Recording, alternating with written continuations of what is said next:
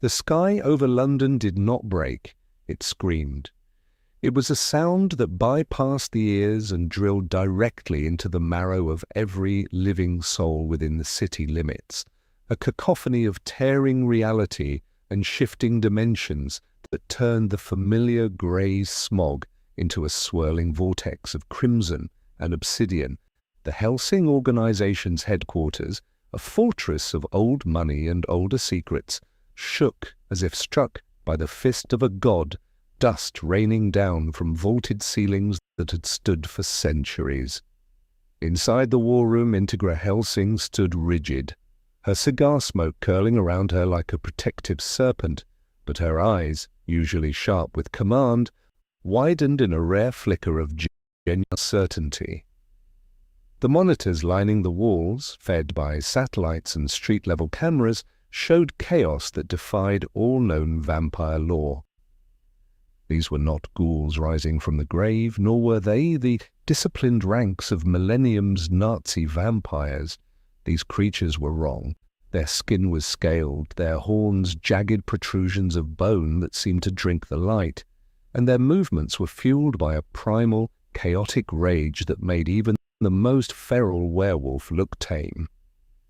Alucard stood in the shadows behind Integra, his red coat still, his grin absent.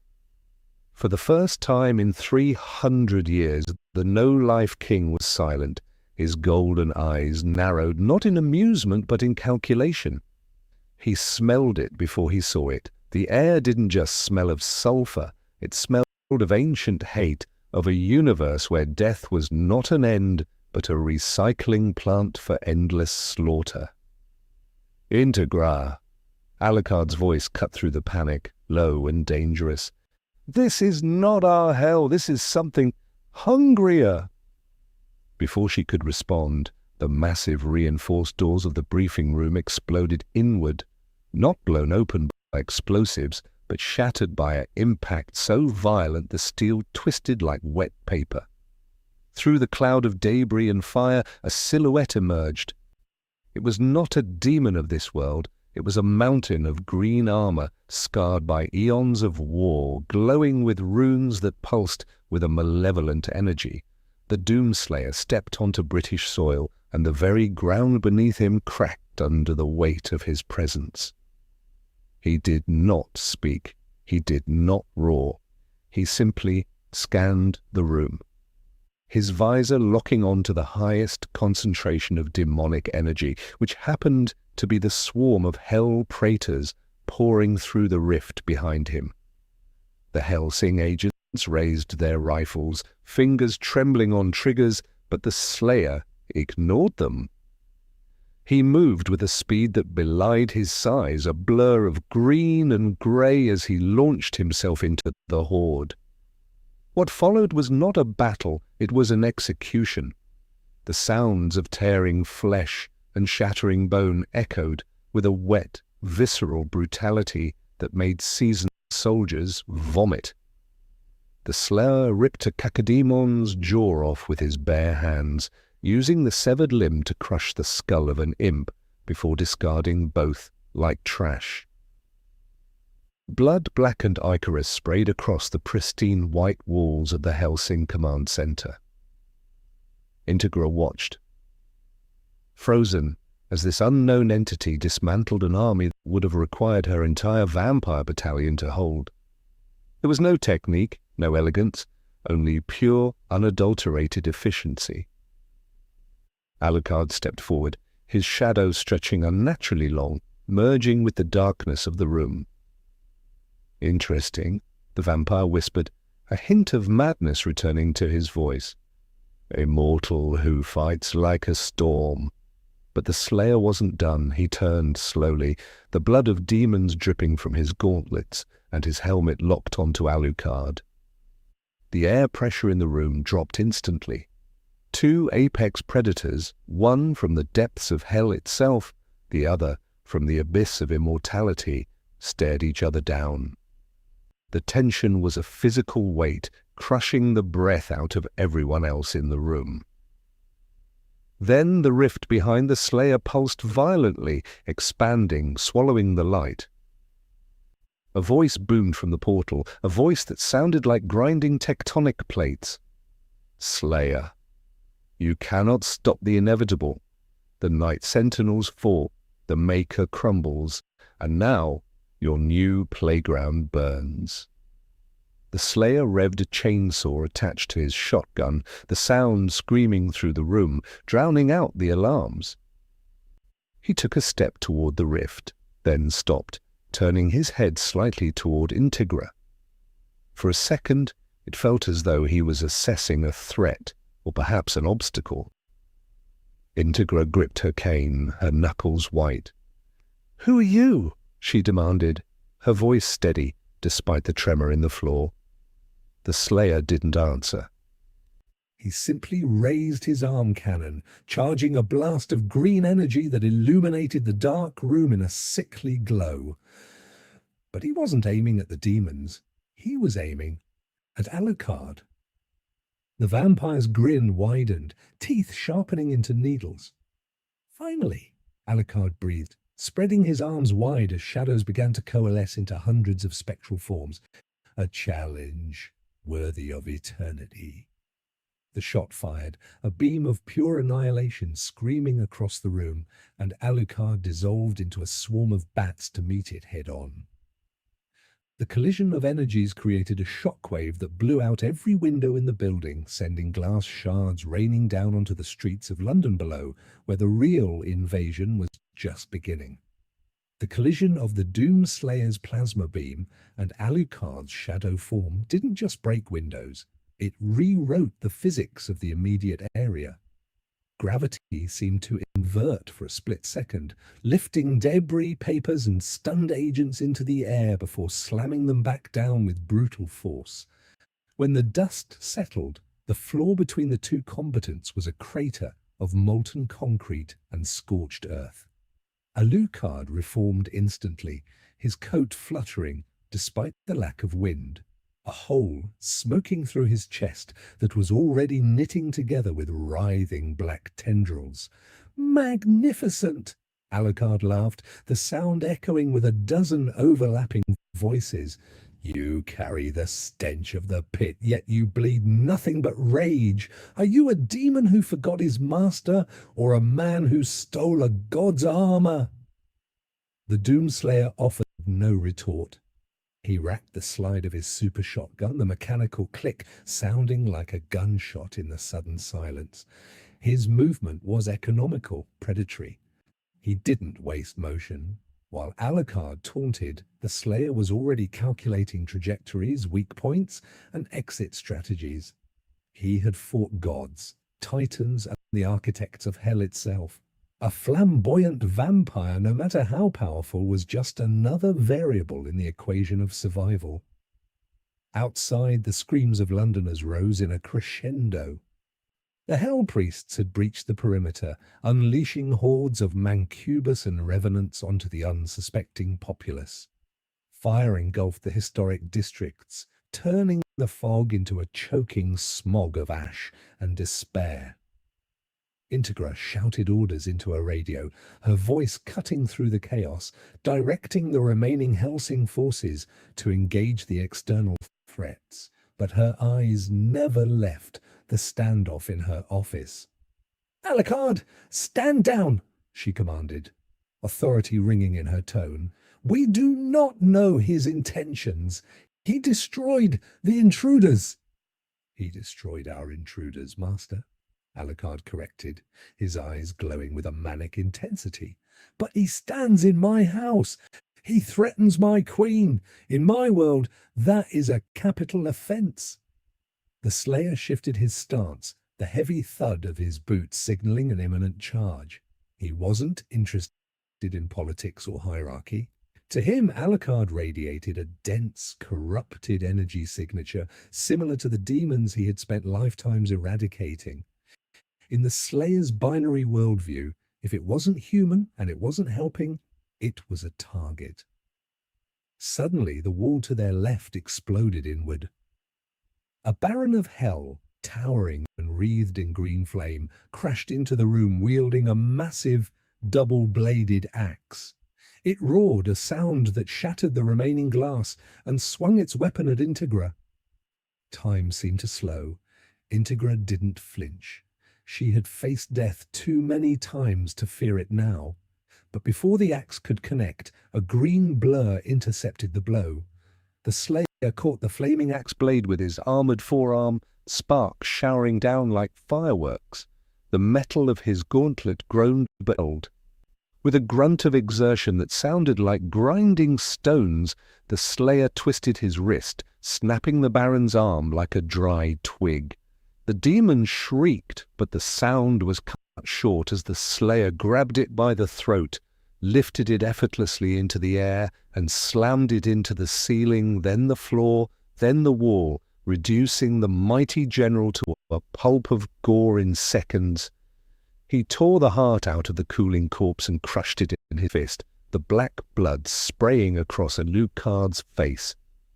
The vampire licked the blood from his lips, his expression shifting from amusement to something darker, more intrigued. Brutal, Alucard murmured. Efficient. But tell me, warrior, what happens when you run out of things to kill? What happens when the rage has nowhere to go? The Slayer ignored the question, turning his attention back to the rift, which was pulsing with increased intensity. More shapes were forming within the crimson swirl, larger, deadlier shapes. The icon of sin was coming. He knew it. The very air vibrated with the anticipation of the Titan's arrival. He needed to close that rift, and he needed to do it now. But Alucard blocked his path, summoning a legion of familiars, ghostly soldiers from centuries of warfare, filling the room with the clatter of spectral rifles and the gleam of ethereal blades. "You shall not pass," Alucard declared, his voice dropping an octave, becoming the voice of the monster beneath the man. "Not until I understand what you are." The Slayer looked at the army of ghosts, then at Alucard, and finally at the expanding rift. He made a choice. He engaged the thrusters on his back, dashing forward not to attack Alucard, but to phase right through the spectral army. The ghosts passed harmlessly through his physical form, their attacks useless against flesh and steel that had endured the fires of Yekkad. Alucard's eyes widened in surprise as the Slayer bulldozed through his defense, heading straight for the rift. "Impossible," the vampire hissed, dissolving into mist to pursue. "No one ignores the King of Night." The Slayer reached the edge of the rift, the heat searing his armor. He pulled a device from his belt, a BFG 9000 module modified for dimensional destabilization. He began to charge it, the hum growing to a deafening whine. But just as he was about to fire, a hand clad in black leather grabbed his shoulder. It wasn't Alucard. It was Seras Victoria, who had burst into the room, her eyes glowing red, her strength amplified by adrenaline and fear. "Wait!" she screamed, her voice cracking. "If you blow that here, you'll take all of London with you. The ripple effect." The Slayer paused, the weapon humming inches from detonation. He looked at the young vampire, seeing the humanity still clinging to her soul, a stark contrast to the monster beside her. For a fraction of a second, the relentless machine halted. Then the floor beneath them gave way. The foundation of the Hellsing headquarters, weakened by the earlier impacts and the sheer power of the rift, collapsed. Gravity took hold, and the entire command center plunged downward, dragging the Slayer, Alucard, Integra, and Seras into the darkness of the underground bunkers, while above them the sky tore completely open and the first foot of the icon of sin stepped onto English soil. Darkness swallowed them whole as the command center plummeted 3 stories into the sub-basement archives, a catastrophic descent that ended with a bone-jarring crash of steel and concrete. Dust billowed in thick, choking clouds obscuring vision, while the emergency lights flickered erratically, casting long, dancing shadows that seemed to reach for the survivors. Integra groaned, pushing herself up from the wreckage of her desk, blood trickling from a cut on her forehead, but her mind was already racing, assessing the tactical situation despite the disorientation. To her left, Siraz was digging frantically through the rubble, calling out for Walter, whose fate was unknown in the collapse. To her right, Alucard emerged from a pile of shattered bookshelves, his form reforming from a puddle of blood, his expression unreadable in the dim light. And in the center of the crater, standing amidst the debris as if he had merely stepped off a bus, was the Doom Slayer. His armor was scorched, fresh scratches marking the green plating, but he was intact. The BFG module in his hand had powered down, saved from detonation by the fall, but the threat remained palpable. The silence was heavy, broken only by the distant rumbling from above, where the invasion was turning London into a slaughterhouse. "We are trapped," Integra stated, her voice calm despite the dire circumstances. "The main elevators are destroyed. The emergency stairs are likely compromised." Alucard brushed dust from his coat, his eyes fixed on the Slayer. "Trapped with a stranger who nearly vaporized us all. A delightful predicament." The Slayer ignored the commentary, scanning the environment with his HUD. His sensors picked up heat signatures approaching from the tunnels, dozens of them. Not demons this time, ghouls. The local undead, drawn by the scent of fresh blood and the disturbance in the ley lines, were swarming the lower levels. "We have company," the Slayer said, his voice rough, unused to speech, sounding like gravel grinding together. It was the first time anyone had heard him speak, and the tone sent a chill down Ceras's spine. It wasn't human, not entirely. It was layered with the echoes of 1,000 battles. Alucard tilted his head, amused. He speaks, and he states the obvious. The tunnel entrance ahead erupted as a wave of ghouls poured in, a tide of rotting flesh and gnashing teeth. They moved with unnatural speed, scrambling over the debris, hungry for the life force of the living and the potent energy of the vampires and the Slayer. "Ceras, defend Integra," Alucard ordered, his tone shifting instantly from mockery to command. "I will test our guest's claims of divinity." The battle that ensued was a chaotic dance of violence. Ceras unleashed her Harkonnen cannon, the massive rounds tearing through clusters of ghouls, sending limbs and torsos flying. Alucard became a whirlwind of shadows, his jackal pistols firing endlessly, each bullet finding a mark with supernatural precision, turning ghouls into mist. But the Doomslayer was different. He didn't shoot to wound, he shot to obliterate. He waded into the horde, his super shotgun booming with a rhythm that matched a heartbeat, each blast clearing a circle of death around him. When a ghoul lunged at his back, he didn't turn, he simply elbowed it, the force of the blow crushing its ribcage and launching it into 3 others. He was a force of nature, unstoppable and relentless. Yet as the bodies piled up, something strange happened. The ghouls weren't just dying, they were being absorbed. Dark energy drifted from their dissipating forms toward the Slayer, fueling his armor, repairing the scratches, recharging his ammo. Alucard noticed immediately. "He feeds on death," the vampire whispered, a look of horrified fascination crossing his face. "Just like us, but without the curse, without the soul." The realization hit Alucard hard. This creature was a paradox, a being that walked the line between life and death, powered by the very destruction he wrought. It made him dangerous, unpredictably dangerous.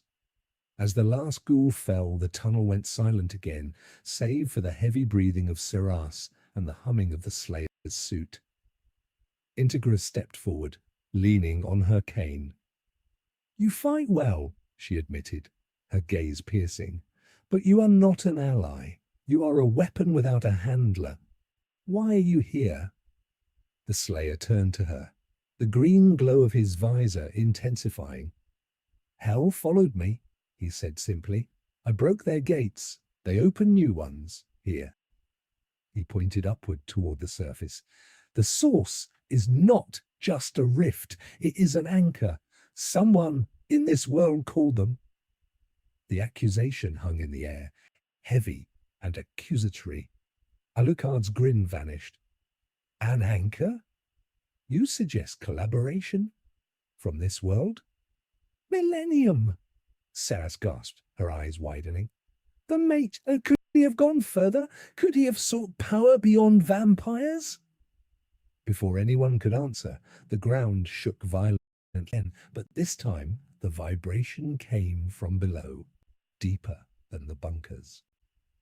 The walls of the tunnel began to crack, oozing a black, viscous fluid that smelled of ozone and decay. The floor split open, revealing a chasm that hadn't existed moments before. From the depths, a figure rose, cloaked in robes of woven shadow, holding a staff topped with a pulsating crystal that matched the color of the rift above. It was a hell priest, but unlike the others, this one spoke perfect English. "Welcome, Doom Slayer," the priest intoned, its voice smooth and mocking. "And welcome, children of the night. The Major sends his regards. He believed your combined strengths would make excellent kindling for the new age." Betrayal curled in Integra's stomach. Millennium hadn't just allied with Hell, they had invited the entirety of the Doom universe into theirs. The priest raised his staff, and the shadows in the room lengthened, twisting into grasping claws. "Kill them," the priest commanded. "Leave none alive." The shadows surged forward, but this time they weren't attacking randomly. They targeted the Slayer specifically, wrapping around his limb, trying to drag him into the chasm. The Slayer roared, a sound of pure fury, and activated his flame belch, engulfing the shadows in blue fire. But the shadows were endless, fed by the priest's magic. Alucard and Saras found themselves pinned back, their own shadows turning against them. Integra was isolated, vulnerable. The priest smiled, stepping closer to the struggling Slayer. "Your rage is futile here," the priest sneered. "In this universe, darkness rules, and we own the dark." The Slayer's struggles slowed as the shadows tightened, crushing his armor. His visor flickered. For the first time he looked defeated. Then his eyes glowed brighter, turning from green to a blinding white. A low hum began to emanate from his chest plate, a sound that grew louder, vibrating the very atoms of the room. "Wrong," the Slayer growled, his voice distorted by power. "I am the dark." The explosion of energy that followed blew the roof off the bunker, sending a pillar of light shooting into the night sky, visible from miles away. But as the light faded, the Slayer was gone. And standing in his place, holding the Slayer's discarded helmet, was the Hell Priest, laughing triumphantly. "Phase 1 complete," the priest announced to the empty air. "Now, let the true game begin." The laughter of the Hell Priest echoed through the ruined bunker, a sound that grated against the nerves like nails on a chalkboard. But it was cut short by a sudden oppressive silence. The air grew cold, colder than any natural winter, freezing the moisture in the air into instant frost. The priest's smile faltered as he looked down at the helmet in his hand. It wasn't empty. Inside the visor, a reflection stared back, not of the priest, but of the Slayer, smiling back with a terrifying, silent promise. "Did you think a voice resonated, not from the helmet, but from everywhere at once. That armor was just metal? The shadows that had pinned the Slayer moments ago suddenly recoiled, burning away as if touched by a supernova. From the center of the room where the Slayer had seemingly vanished, the air began to tear apart. But this wasn't the chaotic rift of hell. This was something controlled, precise. The Slayer stepped out of a tear in reality, but he was different. His armor was no longer just green. It was infused with a swirling cosmic energy, the runes blazing with a light that hurt to look at. He had accessed the divinity machine, or fragment of its power, right there in the bunker. "You took my helm," the Slayer said, his voice layered with the authority of a god. "Now you give it back." He extended his hand, and the helmet flew from the priest's grip, magnetically locking back onto the Slayer's head with a definitive clank. The moment the seal closed, the Slayer moved. It was a blur of motion that defied tracking. 1 second he was 10 feet away, the next his fist was buried in the priest's chest. There was no resistance. The priest's magical barriers shattered like glass. The Slayer didn't stop there. He ripped upward, tearing the priest in half vertically, the black blood spraying in an arc that froze before hitting the ground. The remaining shadows shrieked and dissolved, unable to withstand the proximity of the empowered Slayer. Alucard watched, his usual arrogance replaced by a grim respect. "He transcended," the vampire muttered. "He didn't just break the chains, he ate the Chainmaker." But the victory was short-lived. The death of the priest triggered a fail-safe. The chasm in the floor widened exponentially, and a massive tentacle, thick as a skyscraper and covered in eyes, shot upward, smashing through the ceiling and grabbing the entire Hellsing building. The structure groaned under the strain, tilting dangerously. "The icon!" Integra shouted over the roaring wind. "It's here!" The building was lifted into the air, dangling over the abyss of the rift. Below them, the face of the icon of sin loomed, a mountain of flesh and hatred, its mouth opening to unleash a torrent of fire that would incinerate London. "We cannot fight that!" Seras cried, firing wildly at the tentacle holding them, but the shots bounced off harmlessly. "We need to get out of here!" Alucard grabbed Integra, preparing to dissolve into mist and escape, but the Slayer grabbed his shoulder. "No!" the Slayer commanded. "We end it, now!" He looked at Alucard, then at Seras. "Your blood, it is old, corrupted, but it is strong." "What are you suggesting?" Alucard asked, suspicious. "I need fuel," the Slayer said, "for the BFG, not plasma, life force." Alucard hesitated. Giving his blood to a stranger, even in the face of extinction, went against every instinct of self-preservation. But he looked at Integra, terrified but trusting, and then at the apocalypse unfolding below. "Do it," Alucard said, baring his neck. The Slayer placed a device on Alucard's chest, siphoning a stream of crimson energy. He did the same to Seras, and even took a drop from Integra, respecting her will to fight. The BFG in the Slayer's hands began to glow with a blinding, multicolored light, swirling with the essence of vampires and humans alike. "Hold on," the Slayer said. He aimed the weapon not at the icon, but at the tentacle holding the building. "Fire in the hole!" The beam released was not a laser. It was a wave of pure deletion. It hit the tentacle, and the flesh didn't just burn. It ceased to exist, erased from reality. The building dropped, plummeting toward the icon's face.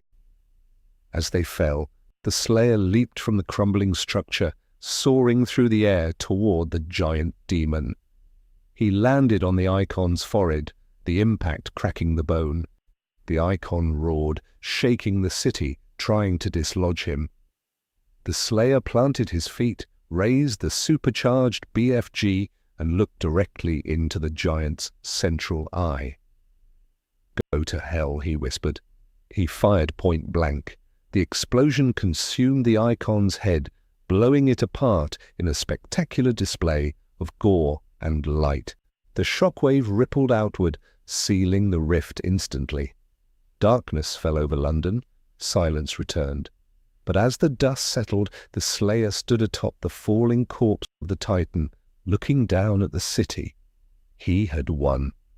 But as he turned to leave, he saw Alucard standing on a nearby rooftop watching him. And Alucard wasn't smiling. He was holding something, a glowing shard that had fallen from the rift during the explosion, a shard that pulsed with the same energy as the Slayer's armor. "You saved us," Alucard called out, his voice carrying over the wind. "But you brought the key to do it, and I think you left the door unlocked." The Slayer froze. He checked his suit diagnostics. A warning flashed red in his visor. Dimensional integrity compromised. Multiple signatures detected. He hadn't just closed the door, he had broken the lock. And from the shadows of the alleyways below, hundreds of new eyes began to open. Eyes that belonged to neither hell nor earth. The game had changed, and the Slayer realized, with a sinking feeling, that this was only the tutorial level.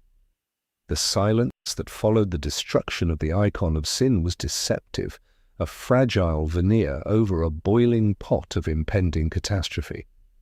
The Doomslayer stood atop the dissolving carcass of the Titan, his chest heaving beneath the scarred green armor, the residual energy of the BFG discharge crackling along his gauntlets like trapped lightning. Below, the streets of London were a graveyard of twisted metal and demon gore, but the immediate threat of the giant had passed. Or so it seemed. Alucard's words hung in the smog-filled air, heavier than the debris settling around them. "You left the door unlocked." The Slayer turned slowly, his visor scanning the perimeter, his tactical computer flooding his display with warnings that scrolled too fast to read individually, but summed up to a single, terrifying conclusion. Invasion imminent, multi-vector. The shard Alucard held wasn't just a piece of rock. It was a beacon, pulsing in rhythm with the Slayer's own suit, syncing their frequencies. "Give it to me," the Slayer ordered, his voice devoid of emotion, but laced with an underlying threat that made the air vibrate. Alucard tossed the shard, casually, catching it again before it could hit the ground. "Temper! Temper!" the vampire chided, though his eyes were serious. "This shard, it sings to me, Slayer. It speaks of worlds beyond your hell, beyond my night. It speaks of a convergence." Suddenly, the shadows in the alleyways beneath them began to move independently of the light sources. They pooled together, rising up to form figures that were neither demon nor vampire. They were tall, slender entities, clad in shifting armor that seemed to be made of liquid starlight and void. The Night Sentinels? No. These were something older. The Maykr drones, but corrupted, twisted by the collision of universes. "They are here," Alucard whispered, a rare note of fear creeping into his voice. "The architects of your prison have found the crack." The Slayer didn't wait for an invitation.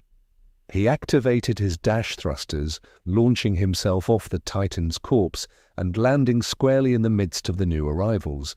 The combat was instantaneous and brutal. These enemies moved with fluid grace, dodging the Slayer's initial shotgun blast with preternatural speed.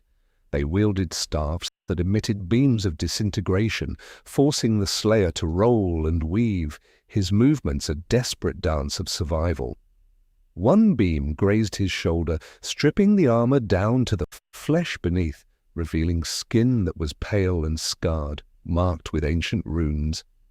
Integra, watching from the safety of a reinforced bunker entrance alongside Seras, gasped. "He bleeds," she noted, her mind racing. "He is not invincible." "No," Seras replied, raising her rifle, "but he doesn't stop." Indeed, the Slayer didn't stop. He adapted. He switched to the plasma rifle, unleashing a barrage of superheated bolts that forced the slender entities back. But for every one he dropped, two more emerged from the shadows, pouring out of the cracks in reality that the shard had widened. Alucard joined the fray, his form expanding, becoming a monstrosity of teeth and claws, tearing through the alien invaders with savage joy. "This is it," Alucard roared, laughing maniacally as he bit the head off a Maykr drone. "The end of days, the ultimate hunt." But the Slayer saw the pattern. They weren't trying to kill him, they were trying to capture him. They surrounded him, forming a cage of energy beams, trapping him in the center of the intersection. A voice boomed from the sky, not from a demon, but from a celestial source. "Subject Delta 9, you have violated the sacred boundary. The multiverse cannot sustain your presence. You must be purged." The energy cage tightened, compressing the air, crushing the Slayer's armor. He fell to one knee, the weight of the cosmic judgment pressing down on him. Integra saw the opportunity slipping away.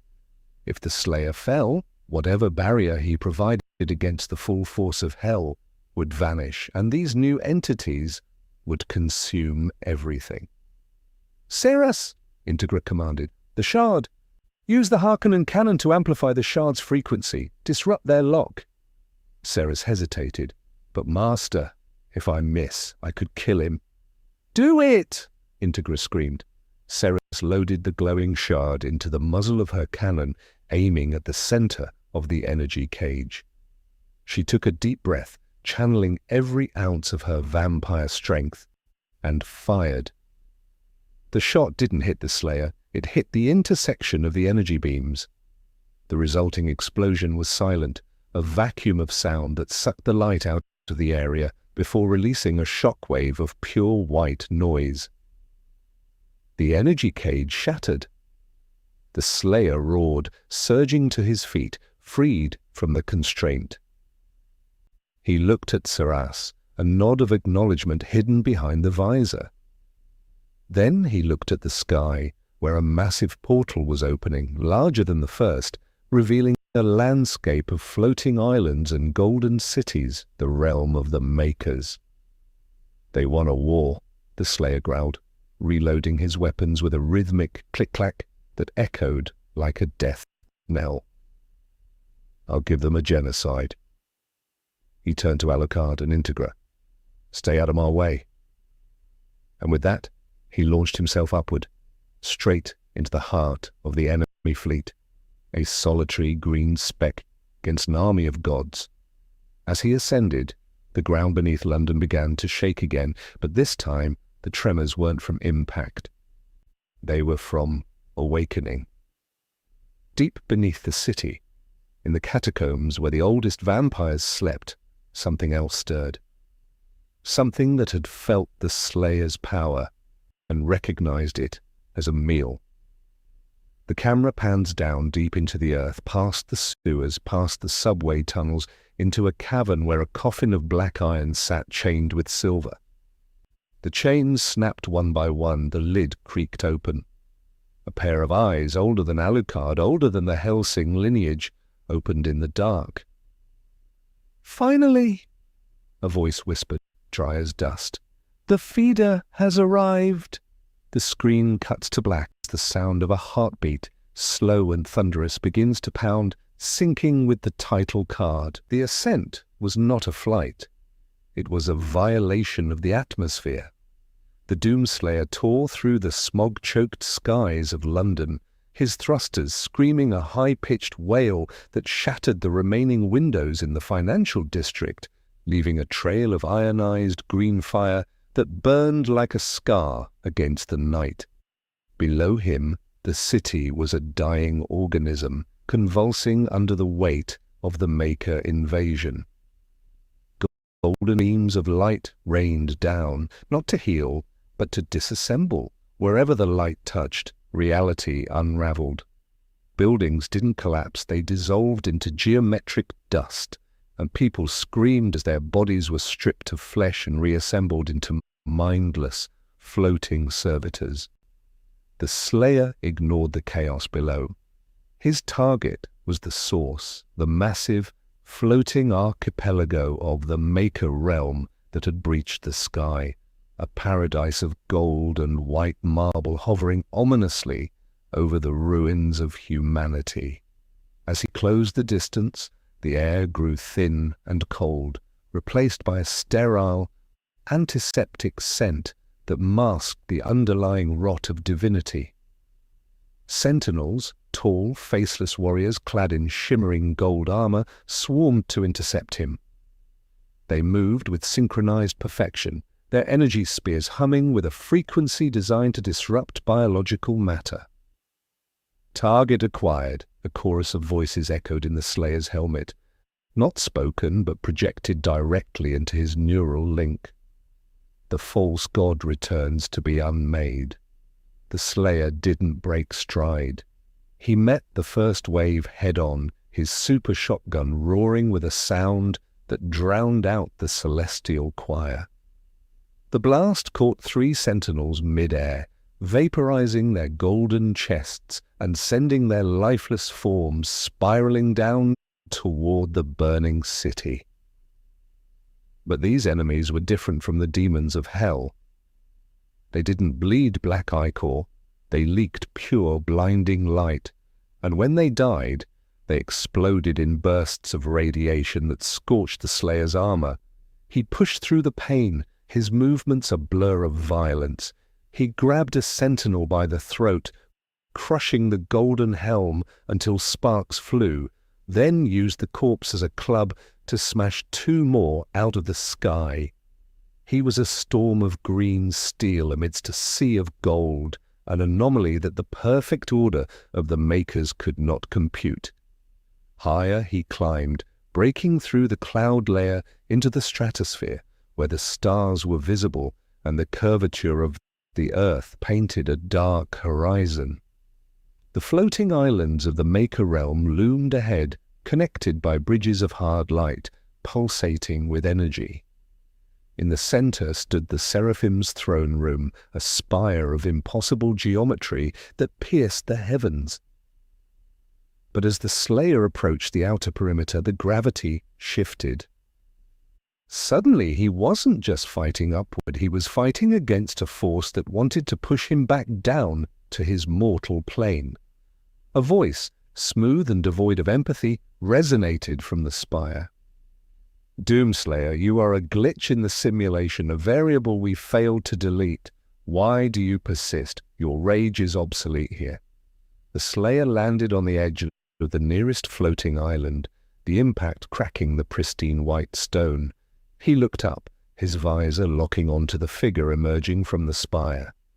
It was a Maykr queen, towering and ethereal, her form shifting between genders and shapes, surrounded by a halo of rotating rings. Behind her stood hundreds of arch-vials, their hands raised, charging fires that burned with the color of creation itself. "You broke the seal," the queen stated, her voice echoing with the weight of judgment. "You brought the corruption of hell into our sanctum. Now you will be purified." The arch-vials unleashed their hellfire. But it wasn't the red flame of demons. It was white, searing light that sought to rewrite the Slayer's DNA, to turn him into a docile drone. The Slayer rolled, the ground where he had stood instantly transforming into a field of flowers, then into glass, then into nothingness. The attack wasn't just damage, it was alteration. He fired his plasma rifle, the blue bolts colliding with the white fire, creating explosions of distorted space. He knew he couldn't win a firefight against hundreds of archviles and a god-tier entity. He needed to get to the throne. He engaged his dash module, sprinting across the floating island, dodging beams of erasure that turned the air into static. A sentinel lunged at him, spear aimed for his heart. The Slayer sidestepped, grabbed the spear, and snapped it, driving the jagged end into the sentinel's neck. He didn't stop moving. He leaped from one island to the next, the gap widening with every jump, the gravity becoming more erratic. The Maykr Queen watched him, her expression one of mild curiosity, like a scientist observing a rat in a maze. "You fight with the desperation of a trapped animal," she called out, her voice amplifying across the void. "But there is no exit. This is the end of your line, Slayer. The Hellsing Universe is weak. Its gods are vampires who drink blood. Its demons are chaotic beasts. They cannot withstand the order of the Maykrs. Surrender, and we will grant you a peaceful deletion." The Slayer reached the base of the central spire. He looked up at the Queen, then down at his hands, where the armor was beginning to glow with the same white light, the corruption spreading. He gritted his teeth, the sound audible even over the wind. "Peace," he growled, the word heavy with contempt. "I don't want peace." He slammed a fresh magazine into his shotgun, the mechanical sound sharp and final. "I want silence." He activated his thrusters one last time, launching himself straight up the side of the spire, ignoring the barrage of white fire tearing at his back, ignoring the warnings flashing in his HUD about critical structural failure. He was coming for the throne, and he would tear the heavens down to get it. But as he neared the top, the shadows beneath the floating islands began to stir. Something was climbing up from below, something that moved faster than the Slayer, something that laughed with the voice of 1,000 damned souls. Alucard had followed him, and he wasn't alone. The climb up the spire of the Seraphim was a vertical hellscape of white fire and geometric distortion. But the Doomslayer was not the only predator ascending the tower. From the shadows cast by the floating islands below, a tide of darkness surged upward, defying gravity and logic alike. Alucard moved like liquid smoke, his form expanding and contracting, weaving through the barrages of Maykr energy with a dancer's grace. Behind him, a legion of familiars, ghosts of soldiers, knights, and monsters from centuries of warfare, swarmed the golden structures, tearing into the sentinels with claws of spectral ice. "Oh, this is delightful," Alucard's voice echoed, bouncing off the pristine marble walls, dripping with manic glee. "Golden light, how boring. Let's paint it red, shall we?" He materialized beside a group of archviles, his jackal pistols spinning before unleashing a hail of silver bullets that punched through their holy shields. The archviles shrieked as their regeneration failed, their white robes soaking up the blood of their own kind. The Maykr Queen turned her gaze downward, her shifting face freezing into a mask of disgust. "Vermin!" she spat, the word carrying the force of a thunderclap. "You bring the filth of the night into the house of creation." She raised a hand, and the very light of the sun intensified, focusing into a laser beam that swept across the spire. The familiars dissolved instantly, screaming as they were purged from existence. Alucard, however, merely laughed, dissolving into a swarm of bats to evade the beam, reforming moments later on a higher ledge closer to the Queen. "Filth!" Alucard taunted, wiping a speck of golden dust from his coat. "My dear, I am the night itself, and your little light show is nothing compared to the darkness I have swallowed." Above them, the Doomslayer reached the summit platform. He was battered, his armor smoking, the white corruption creeping up his neck, but his eyes burned with undiminished fury. He saw the Queen seated on a throne of woven light, and behind her, the control mechanism, the dimensional anchor, the device keeping the rift open and slowly assimilating Earth into the Maykr Realm. There was no time for subtlety. The Slayer charged, his boots slamming against the floor, shaking the entire spire. The Queen didn't flinch. She simply waved a hand, and a barrier of hard light erupted in front of her. The Slayer collided with it, the impact sending a shockwave that cracked the foundation of the island. He hammered against the barrier with his fists, each blow sounding like a cannon shot, but the light held firm, pushing him back. "Your strength is physical," the Queen intoned, her voice calm and condescending.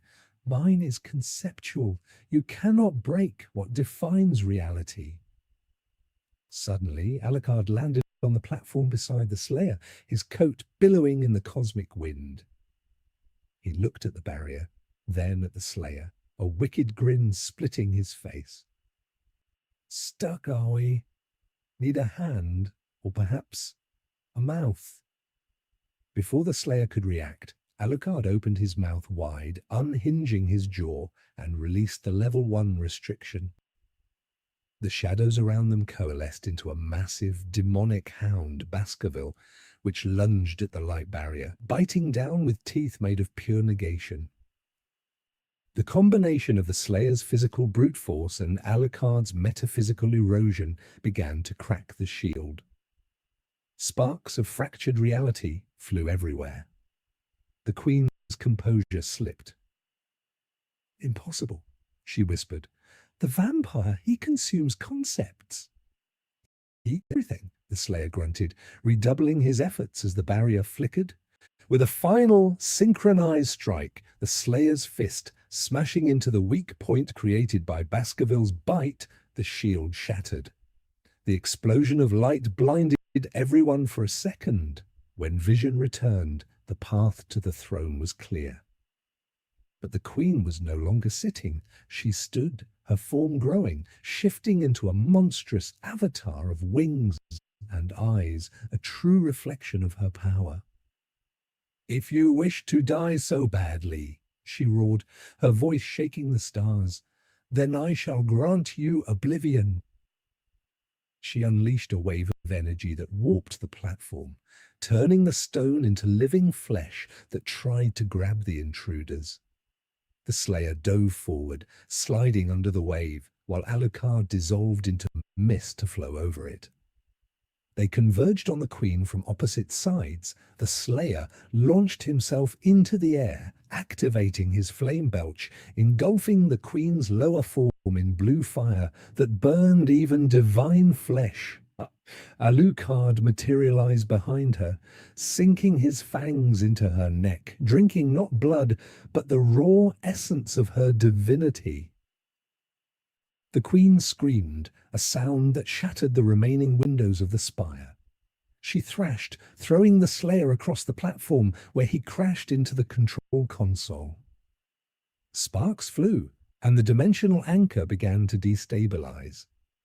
"You fools!" the Queen shrieked, her form flickering between human and monster.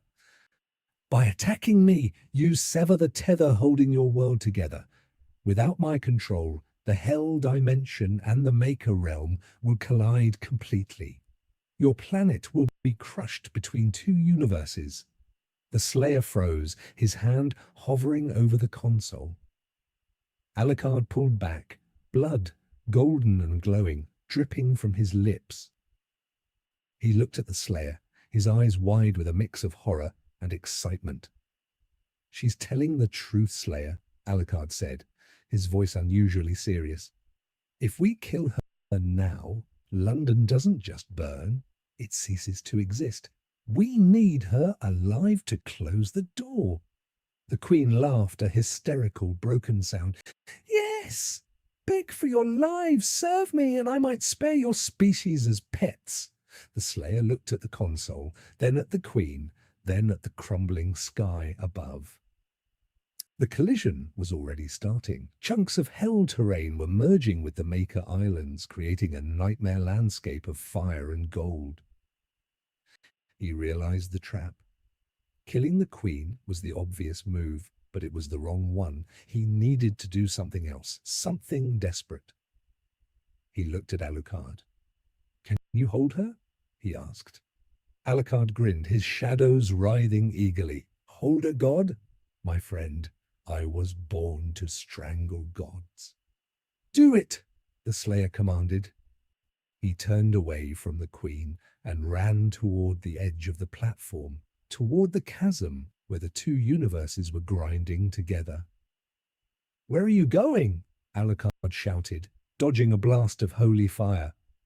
"To the source!" the Slayer yelled back, jumping off the edge into the swirling vortex of destruction below. "To break the machine, not the operator!" As he fell into the abyss, the queen's laughter turned to screams of rage. "Stop him! Kill the vampire! Don't let him reach the door!" Alucard spread his arms, blocking her path, his eyes glowing red. "Sorry, Your Majesty," he sneered. "Dance with me!" But as the Slayer plummeted into the chaotic merger of hell and heaven, he saw something waiting for him in the depths. A figure, cloaked in the tattered robes of a night sentinel, standing on a fragment of floating rock. The figure raised a hand, and the falling debris stopped in midair. "Welcome home, brother," the figure said, its voice familiar, terrifyingly familiar. It was the voice of the Slayer's own past, a ghost he thought he had buried eons ago. "Did you really think you were the only one who survived the transition?" The fall into the dimensional vortex was not a descent into darkness, but a plunge into a kaleidoscope of conflicting realities. One moment, the Doomslayer was surrounded by the freezing vacuum of space. The next, he was immersed in boiling lava, then suspended in a cathedral of glass where time flowed backward. The physics of the collision between the Maykr Realm and Hell had created a pocket dimension of pure instability, a graveyard of laws that no longer applied. Yet, the Slayer fell with purpose, his thrusters firing intermittently to correct his trajectory, aiming for the massive, pulsating core visible deep within the swirl, a sphere of black metal and bleeding that served as the engine of the convergence. And there, standing on a jagged shard of rock that defied gravity, was the figure. The Night Sentinel. But not just any sentinel. The armor was identical to the Slayer's own, scarred and ancient, but the visor was cracked, revealing a human eye beneath, one that mirrored the Slayer's own with eerie precision. "Kalen?" the Slayer breathed, the name surfacing from a memory he had suppressed for lifetimes. The figure smiled, a sad, broken expression. "You remember? Good. I was worried the rage had eaten everything else." Kalen stepped forward, the rock shifting under his weight. "I tried to stop them, brother. When the Maykrs betrayed us, when they opened the gates to save themselves, I tried to seal the breach. But I was too late. I was cast out just like you, drifting between worlds until I found this intersection." He gestured to the chaos around them. "This universe, the one with the vampires and the monsters. It's weak, fragile. It can't sustain the pressure. If that core explodes, it won't just destroy Earth. It will unravel the fabric of the multiverse. Every hell, every heaven, every reality will collapse into a singularity." The Slayer landed on the shard, his boots magnetically locking to the surface. He stared at his former brother in arms, suspicion warring with recognition. "Why are you here?" he demanded, his voice rough. "To help me." Kalen laughed bitterly. "Help you? No. I'm here to finish what you started. You see, Slayer, you think destroying the Queen or smashing the core will fix this. But you're thinking like a soldier. You need to think like a sacrifice. He pointed to the core, which was pulsing faster, the cracks spreading across its surface. The only way to stabilize the rift is to introduce a countermass, a soul powerful enough to anchor both realities without being consumed. A soul that has died 1,000 times and yet refuses to stay dead. The realization hit the Slayer like a physical blow. "Me," he said. "No," Kalen corrected, stepping closer, his hand resting on the hilt of his Crusader sword. "Us. Together. Our combined essence, forged in the fires of Diekad and tempered by the blood of gods. It's the only fuel strong enough to reboot the system." The Slayer shook his head. "I don't die. I kill." "Then you will watch everything die," Kalen snapped, his composure cracking. "Look up!" The Slayer looked. Through the swirling chaos, he could see the silhouette of London, but it was changing. The city was being stretched, pulled apart by tidal forces. Skyscrapers were melting into demon flesh, the Thames was turning into liquid gold, and amidst the destruction, he saw a flash of red. Alucard. The vampire was still fighting the Queen on the spire above, but he was losing. The Queen had grown to a colossal size, her wings blotting out the stars, preparing to deliver a final, annihilating blow. If the core exploded now, Alucard, Integra, Seras, everyone, they would be erased. The Slayer looked back at Kalen. "How?" he asked simply. Kalen drew his sword, the blade humming with a mournful song. "We walk into the core, we let it consume us, we become the lock. And if we're wrong," Kalen shrugged, "then we die. Again. But at least the universe survives." The Slayer hesitated. For the first time in eternity, he felt fear. Not fear of death, but fear of ending, of finally stopping. But he thought of the humans below, screaming in the streets. He thought of Integra's stubborn defiance. He thought of Alucard's manic joy. They were flawed, violent, messy creatures, but they were alive. "Do it," the Slayer said. Kalen nodded, a look of relief washing over his face. "Together, brother." They turned toward the core, walking side by side, two legends marching toward their end. The heat was unbearable, the radiation tearing at their armor, but they pressed on. They reached the surface of the sphere, where the energy lashed out like whips. They placed their hands on the black metal. "Ready?" Kalen asked. "Ready," the Slayer replied. They pushed. The core accepted them. Light engulfed them, blinding and absolute.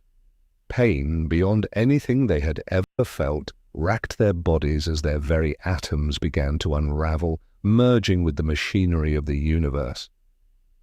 But just as the process began, just as their consciousness started to fade into the cosmic web, a voice cut through the noise. A voice that was neither Maykr, nor demon, nor human. "Oh, how touching," the voice purred, dripping with mockery. "A suicide pact. How quaint." The light parted, and standing inside the core, untouched by the energy, was a figure in a pristine white suit. He wore a top hat, and his smile was wide, unnatural, stretching far beyond the limits of a human face. He held a cane topped with a skull that looked suspiciously like the Maykrs, but twisted, corrupted by something far older. "Did you really think," the man said, tipping his hat, "that the Major stopped at vampires? Did you think he wouldn't seek allies in the higher planes? Gentlemen, allow me to introduce myself. I am the Conductor, and you two, you are exactly the battery I needed." The Slayer tried to move, to attack, but his body was frozen, fused to the core. Kalen struggled, but chains of shadow erupted from the man's cane, binding them tight. "The plan was never to destroy the world," the Conductor laughed, his eyes glowing with madness. "It was to harvest its protectors. Thank you for delivering yourselves." He raised his cane, and the core began to spin faster, not to stabilize, but to charge. "Now," he whispered, "let's wake up the real monster."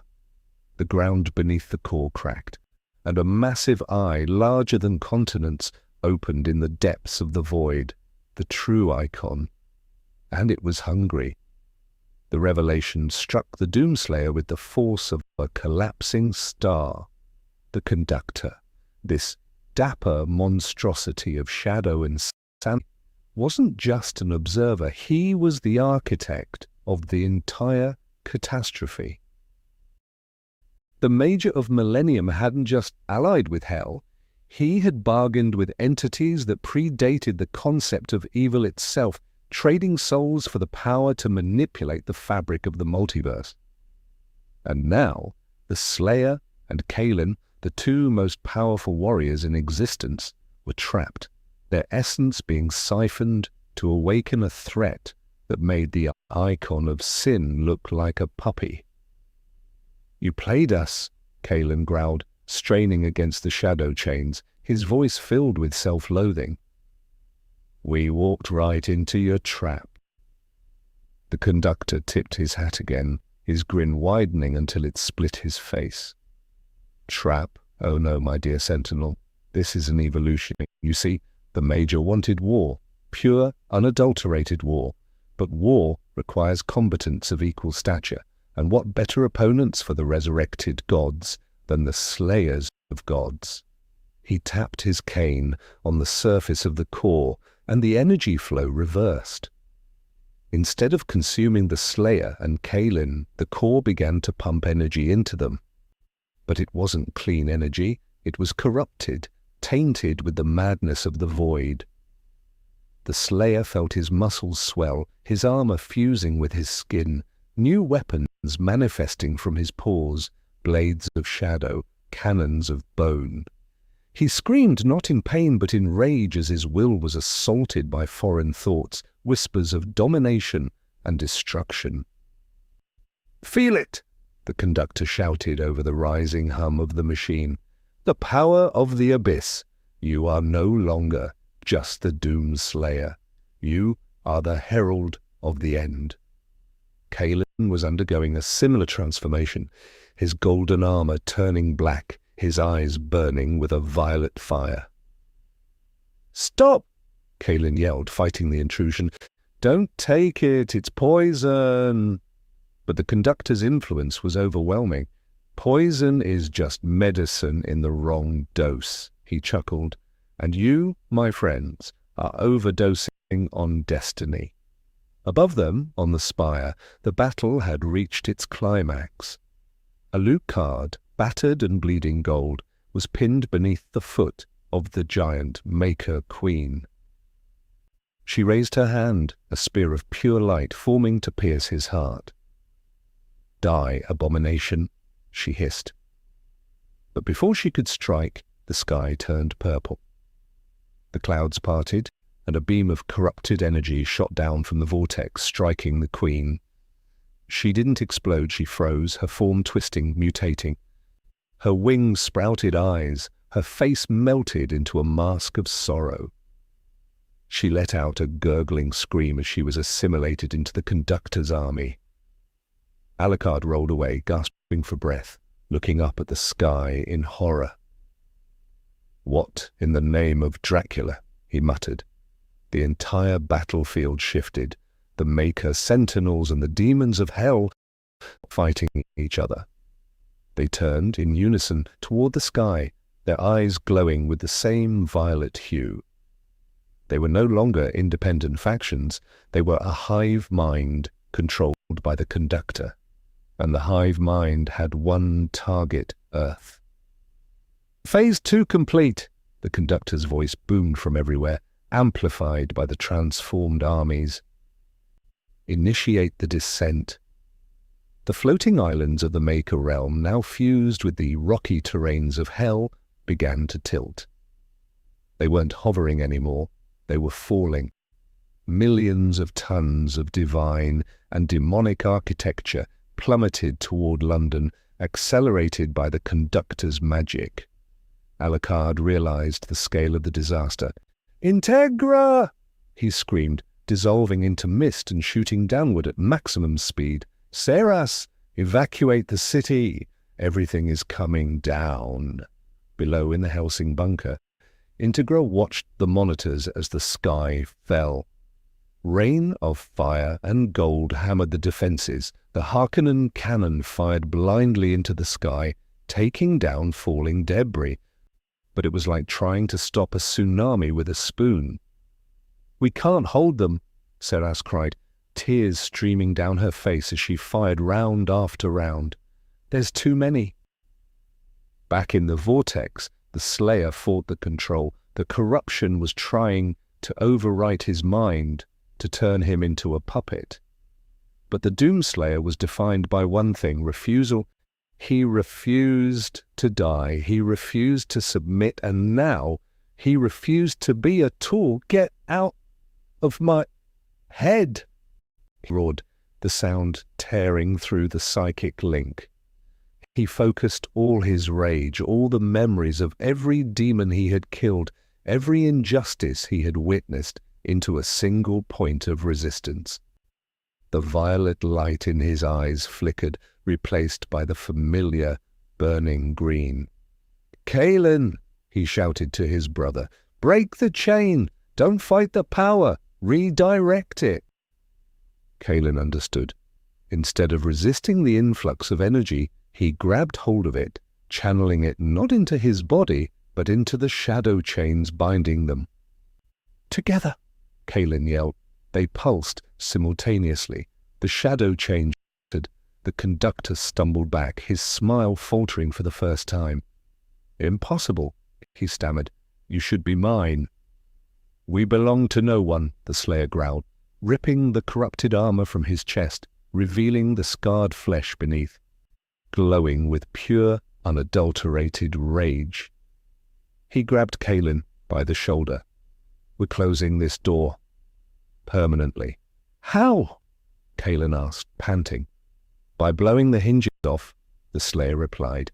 He aimed his arm cannon not at the Conductor, but at the core itself, overloading it with the very energy the Conductor had pumped into them. "Cover your ears," he warned. "This is going to be loud." The core began to whine, a sound that escalated into a deafening shriek.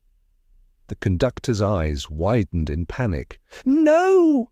You'll destroy the bridge! You'll strand us all here!" "Exactly," the Slayer said. He fired. The beam hit the core, and the reaction was instantaneous. The sphere imploded, then expanded, creating a singularity that began to suck everything in. The floating islands, the armies, the Conductor, and the Slayer himself. "Run!" the Slayer shouted at Kaelin. "Get back to Earth!" Kaelin hesitated, looking at his brother. "What about you?" "I'm the anchor," the Slayer said, planting his feet as the gravities pulled him toward the void. "Go." Kaelin nodded, tears in his eyes, and launched himself toward the rift to Earth. The Slayer stood alone in the eye of the storm, facing the Conductor, who was being dragged toward the singularity. "You think this ends here?" the Conductor screamed, clawing at the air. "The Major has backups. The war is eternal."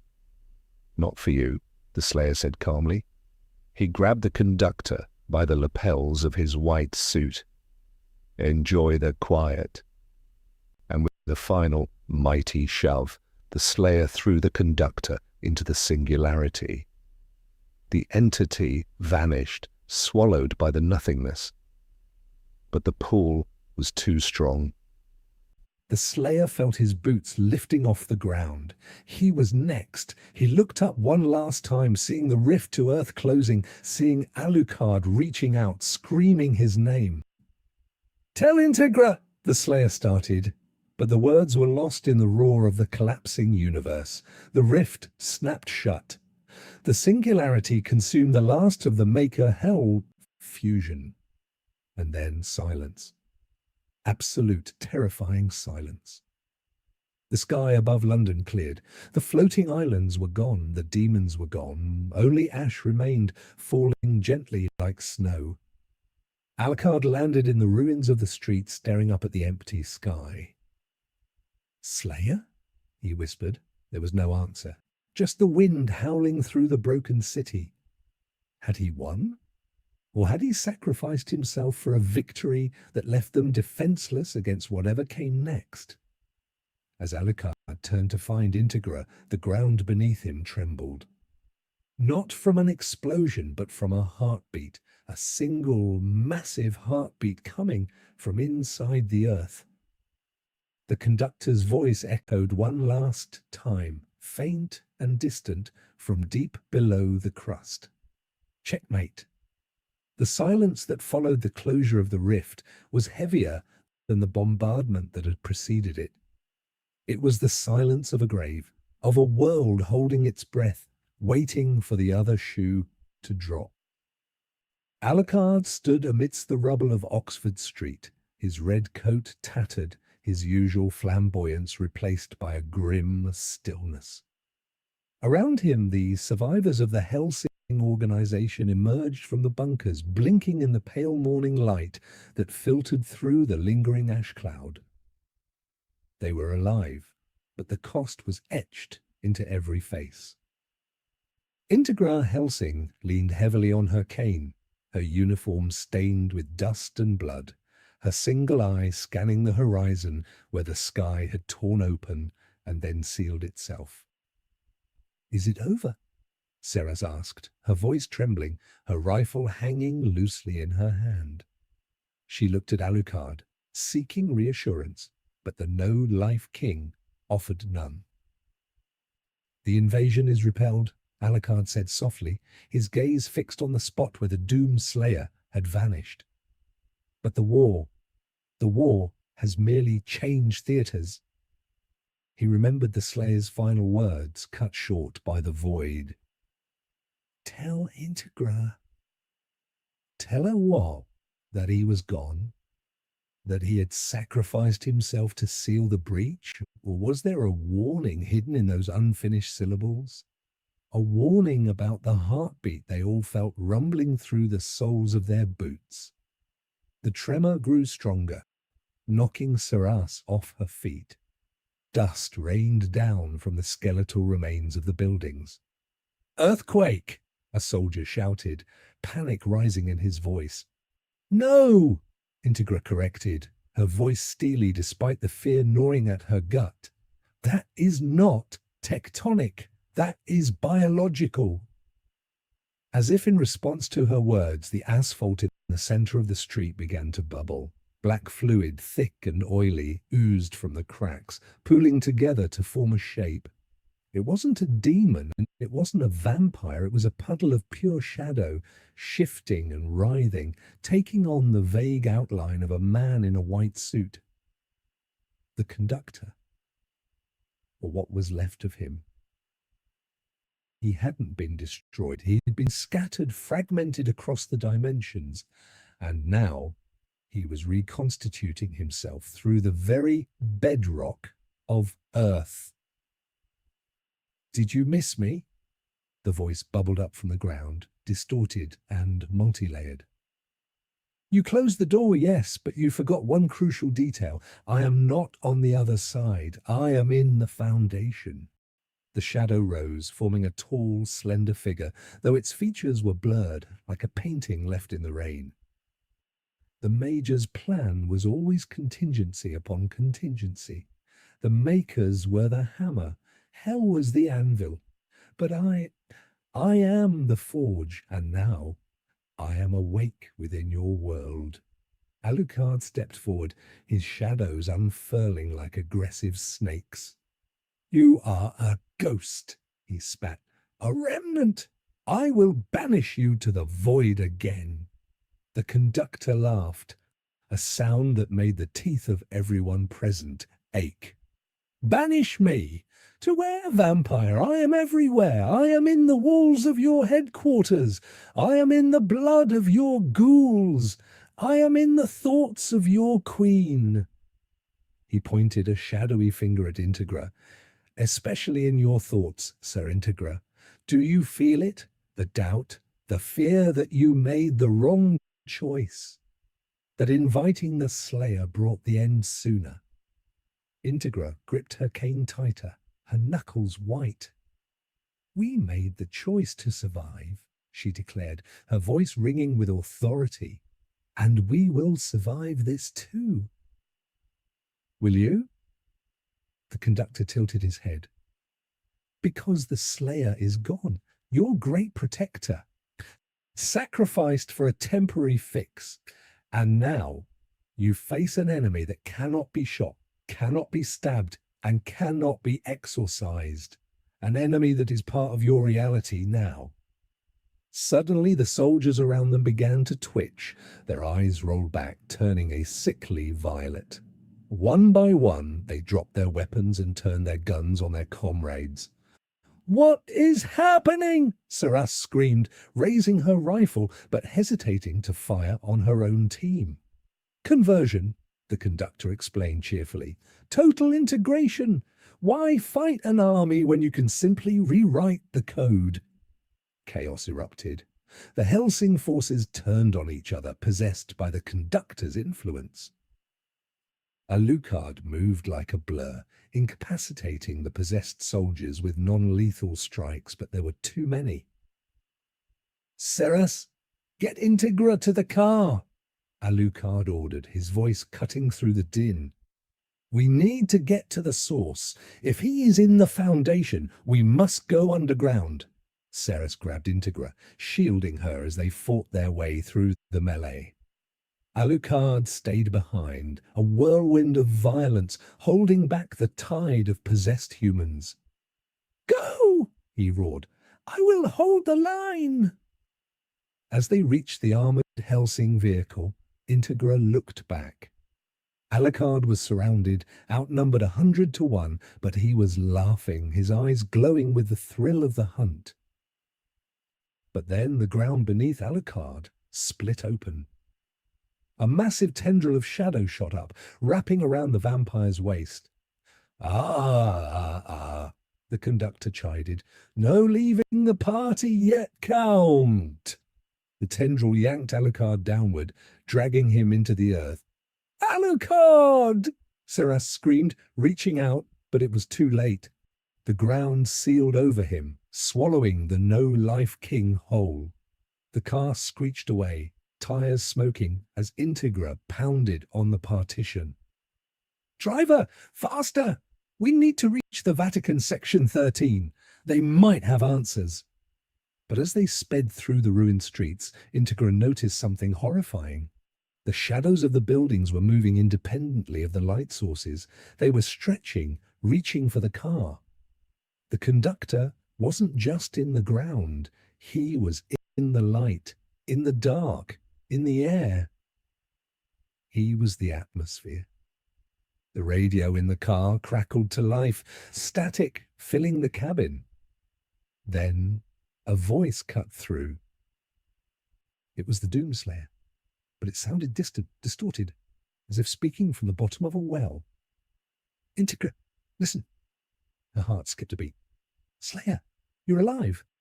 "Barely," the voice rasped. "I'm trapped in the space between, but I found something. The conductor, he has a weakness, a frequency, a sound that disrupts his cohesion." "What sound?" Integra demanded, leaning toward the radio. "The bell," the Slayer replied. "The bell of revelation. It's in London, buried deep beneath the tower. Ring it, and you can purge him. But hurry. He is waking up the Titan, the real Titan." The transmission cut out. Integra looked at Seras.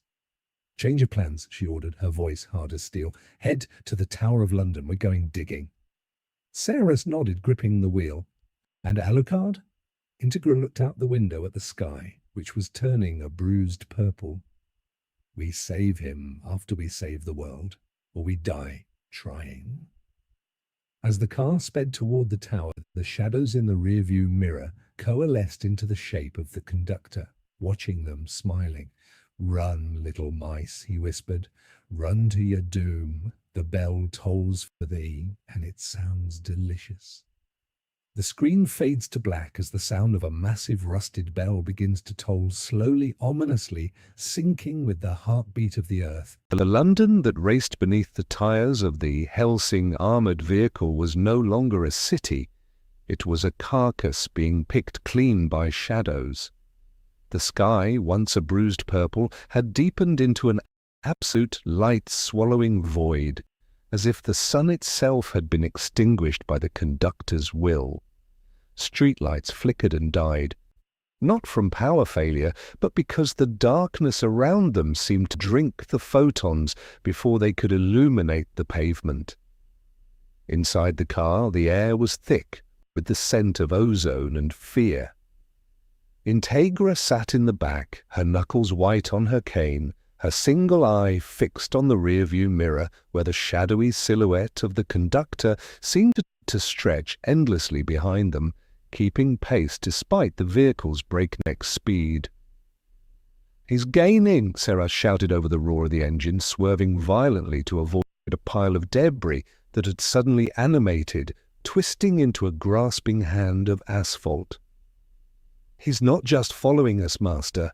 He's becoming the road." Integra didn't flinch. "Drive, Victoria. Do not look at the shadows. Focus on the tower." The Slayer's message was clear. The bell of revelation. It is our only chance. But the voice of the Doomslayer, raspy and distant, still echoed in Integra's mind, trapped in the space between. Was he truly alive, or was this another trick of the Conductor, a final psychological torment designed to lead them into a trap? The doubt gnawed at her, a cold worm in her gut, but she crushed it with the same iron will that had held the Hellsing Organization together for decades.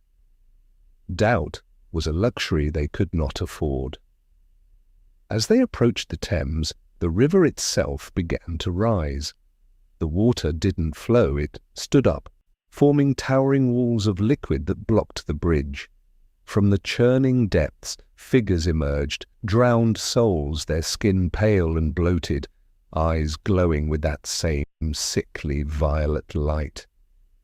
They weren't attacking randomly, they were forming a wall, a barricade of the dead.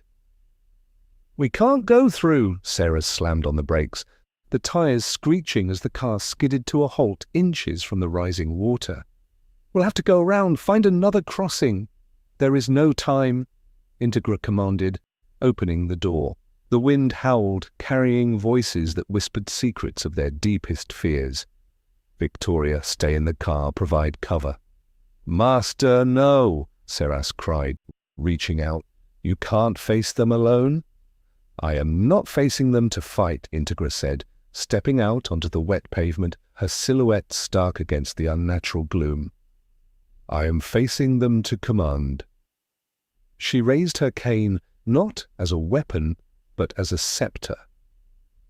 Her voice projected with an authority that cut through the supernatural noise, loud and clear. "By the blood of Abraham van Helsing, by the covenant of the Protestant knights, I order you, spirits of the damned, to stand aside. This city is under my jurisdiction." For a moment, the rising water paused. The drowned souls halted, their heads tilting in unison. Then the surface of the river exploded. A massive figure erupted from the water, a colossus made of seaweed, rusted shipwrecks, and the fused bodies of thousands of sailors. Its face was a gaping maw of barnacles and teeth. "Jurisdiction!" the monster boomed, its voice sounding like grinding hull plates. "The Conductor owns the tide now, little queen. Your laws are dust." It swung a fist the size of a bus, smashing down toward Integra. She didn't move. She simply lit her cigar, the flare of the match illuminating her steely gaze. "Then you leave me no choice." Before the fist could connect, a red blur intercepted the blow. Seras had exited the car, her Harkonnen cannon transformed, the barrel glowing with overheated energy. She caught the giant's fist with her bare hands, her boots carving grooves into the asphalt as she slid backward. "Nobody touches my master," Sarah screamed, her vampire eyes burning crimson. With a heave of impossible strength, she threw the colossus back into the river, creating a tidal wave that crashed against the embankment. "Go, master!" Ceres yelled, turning her cannon on the horde of drowned souls. "I'll hold the bridge!" Integra nodded, a rare flash of pride in her eye, and sprinted across the chaotic span of the bridge, dodging falling debris and leaping over cracks that spewed black smoke. She could feel the conductor's presence pressing down on her, a physical weight trying to crush her lungs. "Give up," the voice whispered in her ear. "Alucard is gone. The Slayer is lost. You are just an old woman with a cigar and a dying legacy." "Shut up," she muttered, forcing her legs to move. She reached the far side of the river, the Tower of London looming ahead like a skeletal finger pointing at the dead sky. The ancient fortress was surrounded by a perimeter of silence. No birds, no wind, no sound of the battle raging elsewhere. Just an oppressive, heavy quiet. As she approached the main gate, the iron bars twisted and melted, reforming into a massive pair of lips. "Welcome, Sir Integra," the gate spoke, the voice smooth and mocking. "We've been expecting you. The conductor sends his regards. And a gift." The ground beneath her feet turned to liquid shadow, swallowing her boots. She tried to pull free, but the darkness climbed her legs, cold and suffocating. From the shadows of the tower courtyard, figures stepped forward. They wore the uniforms of Hellsing agents, but their faces were blank slates of white porcelain, and leading them was a man in a tattered red coat, holding a jackal pistol. Alucard. But his eyes were not red, they were violet. "Master," the puppet Alucard said, raising his gun, "why do you run? The party is just beginning." Integra stared at the imitation of her greatest weapon, her heart hammering against her ribs. This was the conductor's true power, not destruction, but corruption. He didn't just kill, he repurposed. "You are not him," Integra spat, drawing her custom handgun, the jackal. "Alucard would never raise a hand against me." The puppet smiled, a grotesque stretching of skin. "Alucard is busy, down below, screaming, but don't worry, you'll join him soon." The puppet Alucard fired. Integra dove behind a stone pillar as bullets shredded the wood where she had stood. She was trapped, outnumbered, and facing a twisted reflection of her own protector. The bell was somewhere inside that tower, buried beneath centuries of history, and now guarded by the very thing she feared most. She checked her magazine. 6 rounds, enough to make them count, or enough to end it herself, if the alternative was becoming one of them. She took a deep breath, the taste of ash and betrayal filling her mouth. "Come then," she whispered, stepping out from cover. "Let's see how well you bleed." The puppet Alucard laughed, and the army of porcelain-faced agents charged. Integra fired, the first shot taking the puppet in the knee, dropping it momentarily. But it didn't scream, it just kept crawling, dragging itself forward, its smile never fading. The siege of the tower had begun, and Integra Hellsing stood alone against the night. The courtyard of the Tower of London became a slaughterhouse of surreal horror. Integra moved with a precision born of decades of training, every shot from her jackal finding a mark in the porcelain masks of the advancing agents. Crack. A head snapped back. Crack. A chest caved in, but they didn't fall, they didn't die. The black shadow energy that animated them simply re-knit the damage, sealing the holes with viscous tar before pulling the agents back to their feet. They were endless, a tide of undead puppets driven by the Conductor's will. And leading the charge was the puppet Alucard, limping on a shattered leg that regenerated with every step, his violet eyes locked on Integra with predatory hunger. "Is this all, Queen of Humans?" the puppet taunted, firing wildly, the bullets sparking off the stone pillars around her. "Your famous resolve, your legendary courage, you're just a mortal waiting to be rewritten." Integra ducked behind a crumbling archway, reloading with shaking hands. Her ammunition was dwindling and her stamina was waning. The psychological toll of fighting a fake Alucard was heavier than the physical exertion.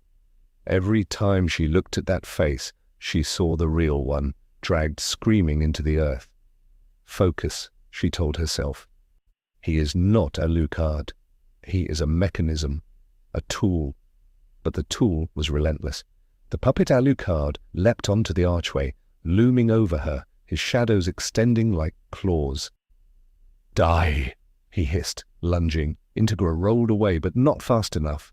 A shadow claw raked across her shoulder, tearing her coat and drawing blood. The pain was sharp, but the blood sparked. As her crimson drops hit the shadow ground, they sizzled, burning the darkness like acid. The puppet Alucard recoiled, hissing as the smoke rose from the spot where her blood had landed. "Holy blood!" the puppet sneered, though a flicker of uncertainty crossed its featureless face. "You think a drop of your lineage can stop us?" "Not a drop," Integra gritted out, pressing her hand to the wound, smearing her blood across her bullets. "A covenant." She stepped out from cover, no longer retreating. She began to fire again, but this time the bullets glowed with a faint golden light as they left the barrel. When they struck the porcelain masks, the effect was catastrophic. The shadows couldn't repair the damage. The holy energy burned through the Conductor's control, shattering the agents into dust. The puppet Alucard roared, diving at her, but Integra stood her ground. She aimed directly at its forehead. "This is for the real one," she whispered, and pulled the trigger. The bullet struck true. The puppet's head exploded in a shower of black ichor and shattered ceramic. The body twitched, then collapsed, dissolving into a puddle of harmless shadow. The remaining agents froze, then crumbled simultaneously, their animations severed. Silence returned to the courtyard, heavier than before. Integra leaned against the pillar, breathing hard, her shoulder bleeding freely. She had won the skirmish, but the war was far from over. The gate to the inner keep remained sealed, the melted iron lips now forming a grimace of pain. "You hurt him," the gate whispered, the voice trembling. "The Conductor feels pain now. He is angry." The ground beneath the tower began to shake violently. Not the rhythmic heartbeat from before, but a violent, erratic thrashing, as if something massive was struggling beneath the foundation. Cracks spiderwebbed across the cobblestones, widening into fissures that spewed green gas, the unmistakable scent of hell. "He's bringing the battlefield to you," a voice rasped from the shadows. Integra spun around, gun raised, but lowered it instantly. Standing in the corner, partially translucent and flickering like a bad signal, was the Slayer, or rather, a projection of him. His armor was cracked, leaking starlight, and his visor was dark. "Slayer?" Integra breathed, hope surging in her chest. "You're alive." "Barely," the projection static-filled voice replied. "I'm anchored in the slipstream. I can speak, I can guide, but I cannot fight. Not yet. The Conductor has woven a net around this specific coordinate. He knows about the bell." "How do we get in?" Integra asked, gesturing to the sealed gate. "The gate is compromised," the Slayer said, "but the tunnels The old Roman sewers beneath the tower. They lead directly to the crypt where the bell hangs. But beware, Integra. The conductor has poured his essence down there. It is a labyrinth of nightmares, and he has saved a special welcome for you. What kind of welcome? Integra asked, wiping blood from her brow. The Slayer's projection flickered, his image distorting. Memories, he said. He's going to make you fight your past. Every failure, every loss, every soul you couldn't save, they will be real enough to kill you. Before Integra could respond, the fissure in the ground widened, revealing a spiral staircase descending into absolute darkness. A cold wind blew up from the depths, carrying whispers of names she hadn't heard in years. Richard? Walter? Father? Go, the Slayer urged, his voice fading. Ring the bell, wake the world. I'll try to hold the line up here. The projection vanished. Integra looked at the dark stairwell, then at her bleeding shoulder. She holstered her gun, drew a flare, cracked it, and tossed it into the abyss. The red light illuminated steps slick with slime and lined with bones. Let's go, she said to herself, stepping into the dark. As she descended, the entrance sealed shut above her, plunging her into total isolation. The air grew colder, smelling of damp earth and old blood. And then the whispers started. They weren't coming from the walls. They were coming from inside her head. You failed them, Integra. You always fail. She tightened her grip on her cane, pushing forward, but the shadows ahead began to take shape. Figures emerged from the gloom. Not monsters, but people. Her father, looking at her with disappointment. Her brother, dead before his time. Agents she had sent to their deaths. They weren't attacking. They were just standing there, judging. And behind them a larger shadow loomed, wearing a top hat and smiling a smile that stretched too wide. Welcome home, daughter, the shadow said. The trial had begun. The descent into the Roman sewers beneath the Tower of London was a journey through a gallery of ghosts. Integra walked slowly, the red flare in her hand casting long, dancing shadows that seemed to reach for her, eager to drag her into the darkness. The figures of her past lined the tunnel walls, her father stern and silent, her uncle laughing mockingly, the countless agents whose names she had memorized and whose faces she would never forget. They did not attack. Their presence was weapon enough. Each step felt like wading through molasses, the psychological weight pressing down on her spine. You sent them to die, her father's ghost whispered, his voice echoing from the damp bricks. For what? A principle, a flag. Look at your city, Integra. Look at what your stubbornness has wrought. Integra kept her eyes forward, focusing on the path ahead. I did what was necessary, she replied, her voice steady, despite the tremor in her hands. Necessary, her brother's ghost chimed in, stepping out from the shadows, his chest torn open just as it had been on that fateful night. Was it necessary to let me rot? Was it necessary to sacrifice Alucard? To lose the Slayer?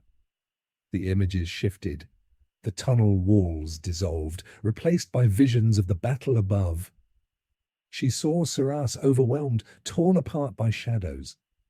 She saw London burning, every citizen turning into a porcelain puppet.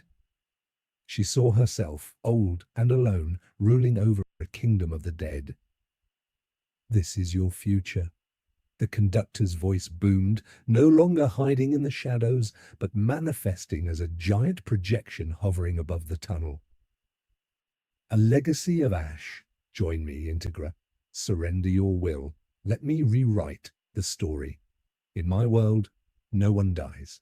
No one suffers. We are eternal. The temptation was seductive. The pain in her shoulder throbbed. a reminder of her mortality, of her fragility. To stop fighting, to let go, it would be so easy. But then she remembered the Slayer's words. Memories. He's going to make you fight your past. These weren't real. They were constructs, illusions fueled by her own guilt. She stopped walking. She closed her eye. No, she said softly. You're wrong. The ghosts paused, their expressions shifting from pity to confusion. You say no one dies in your world? Integra opened her eye, blazing with sudden fury. Then it's not a world, it's a graveyard. Death gives life meaning. Sacrifice gives victory value. My failures define me, but they do not own me. She raised her flare, holding it high. And my blood, she shouted, slashing her wounded shoulder again, letting the blood drip onto the floor. My blood is the ink with which I write my own destiny, not yours. The blood hit the ground and ignited, not with fire, but with pure, blinding white light. The illusions shrieked as the light touched them.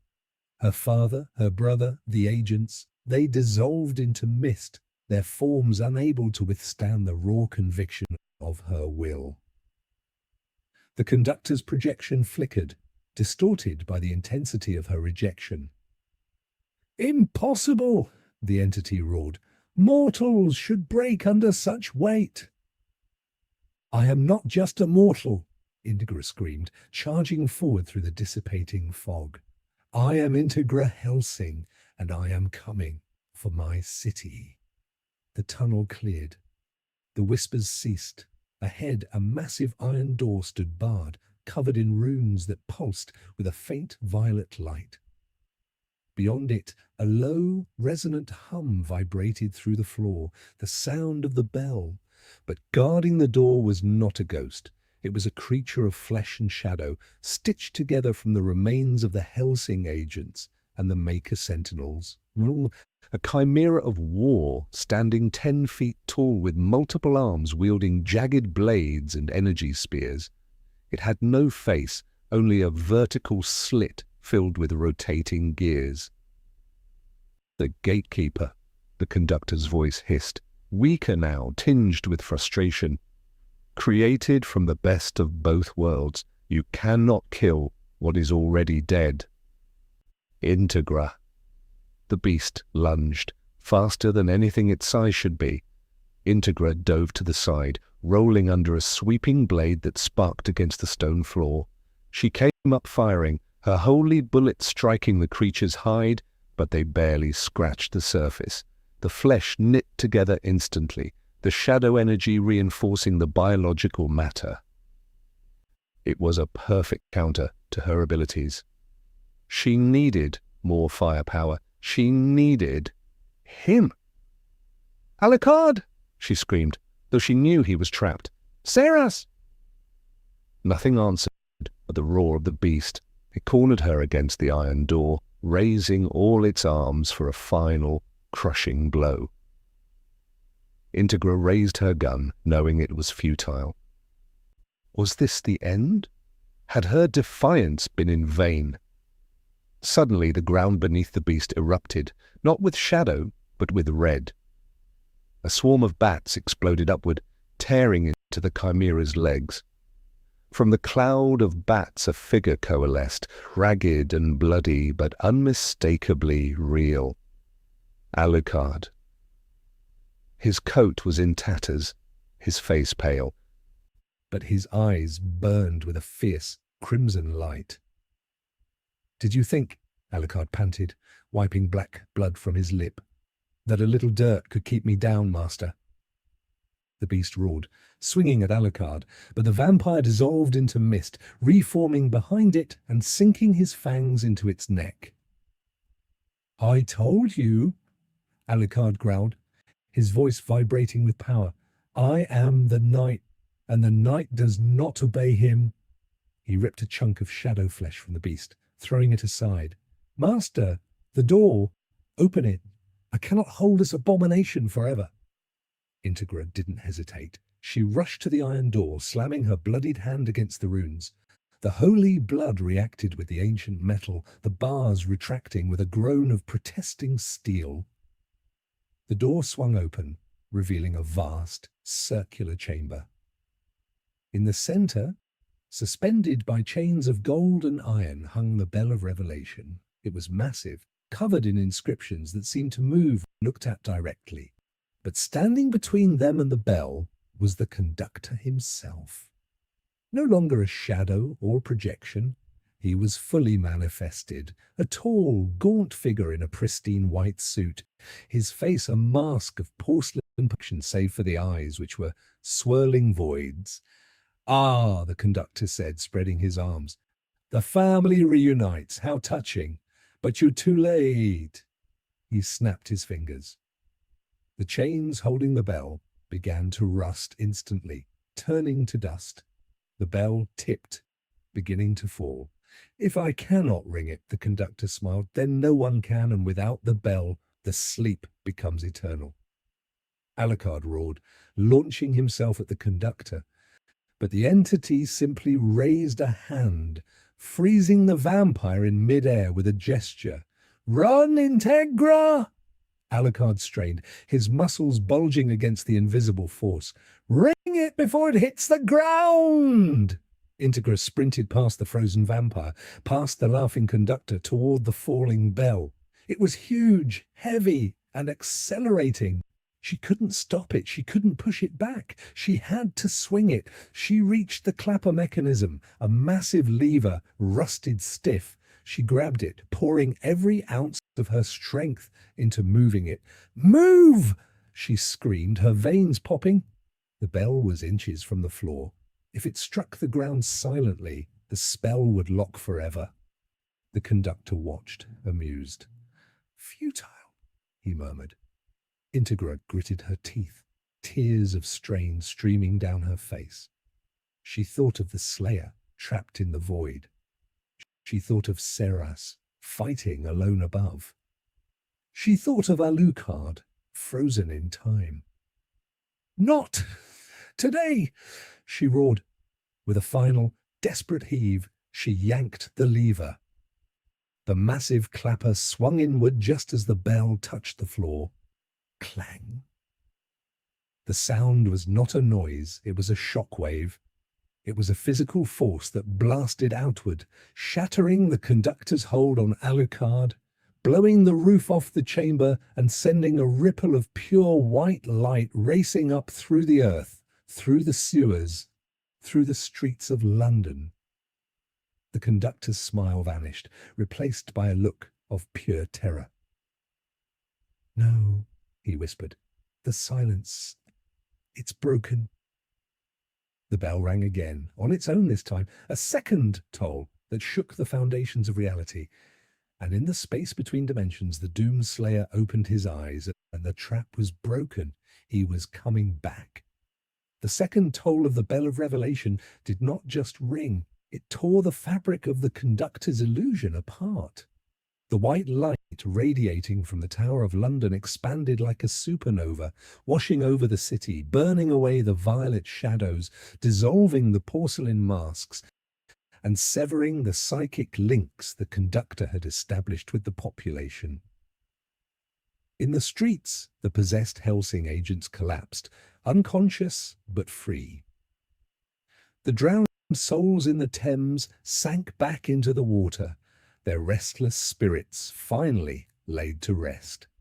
High above, the unnatural void in the sky cracked, revealing patches of starlight and the grey clouds of a normal London night. But the Conductor was not defeated. As the light hit him, he screamed, his pristine suit blistering and peeling away to reveal a writhing mass of tentacles and eyes beneath. "You think a bell can stop me?" he shrieked, his voice distorting into a cacophony of 1,000 dying screams. "I am the concept of despair. I am the silence between heartbeats.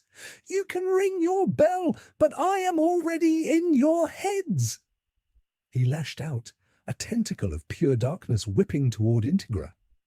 Alucard, freed from the stasis, intercepted the blow, catching the tentacle with his bare hands. The vampire's skin sizzled where he touched the shadow, but he held firm, his grin returning, wild and terrifying.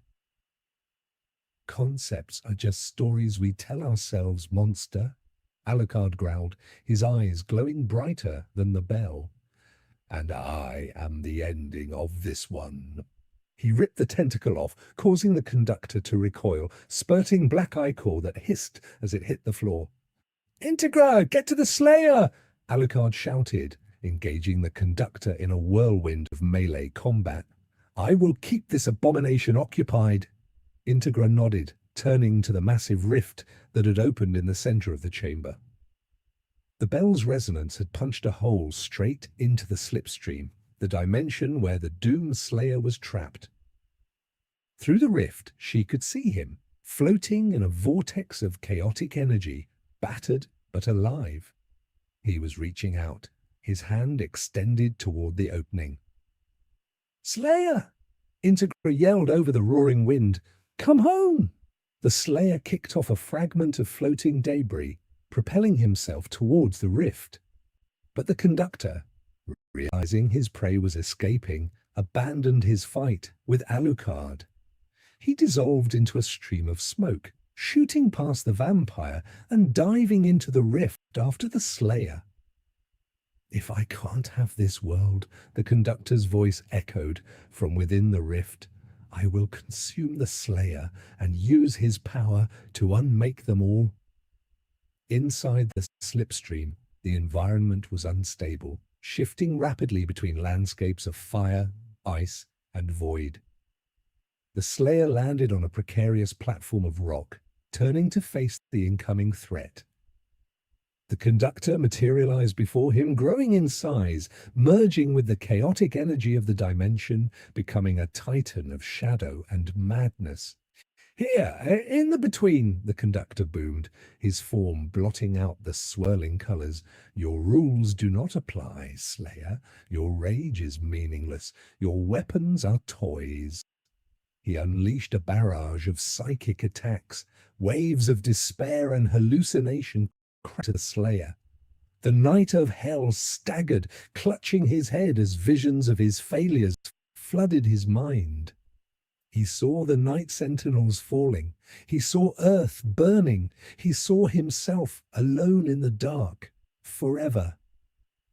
"Yield," the conductor commanded, wrapping tendrils of shadow around the Slayer's limbs, crushing his armor. "Join me. Together we will be gods of the new silence." The Slayer dropped to one knee, his breathing ragged. The pressure was immense, threatening to crush his spirit. But then he heard it, faint but clear.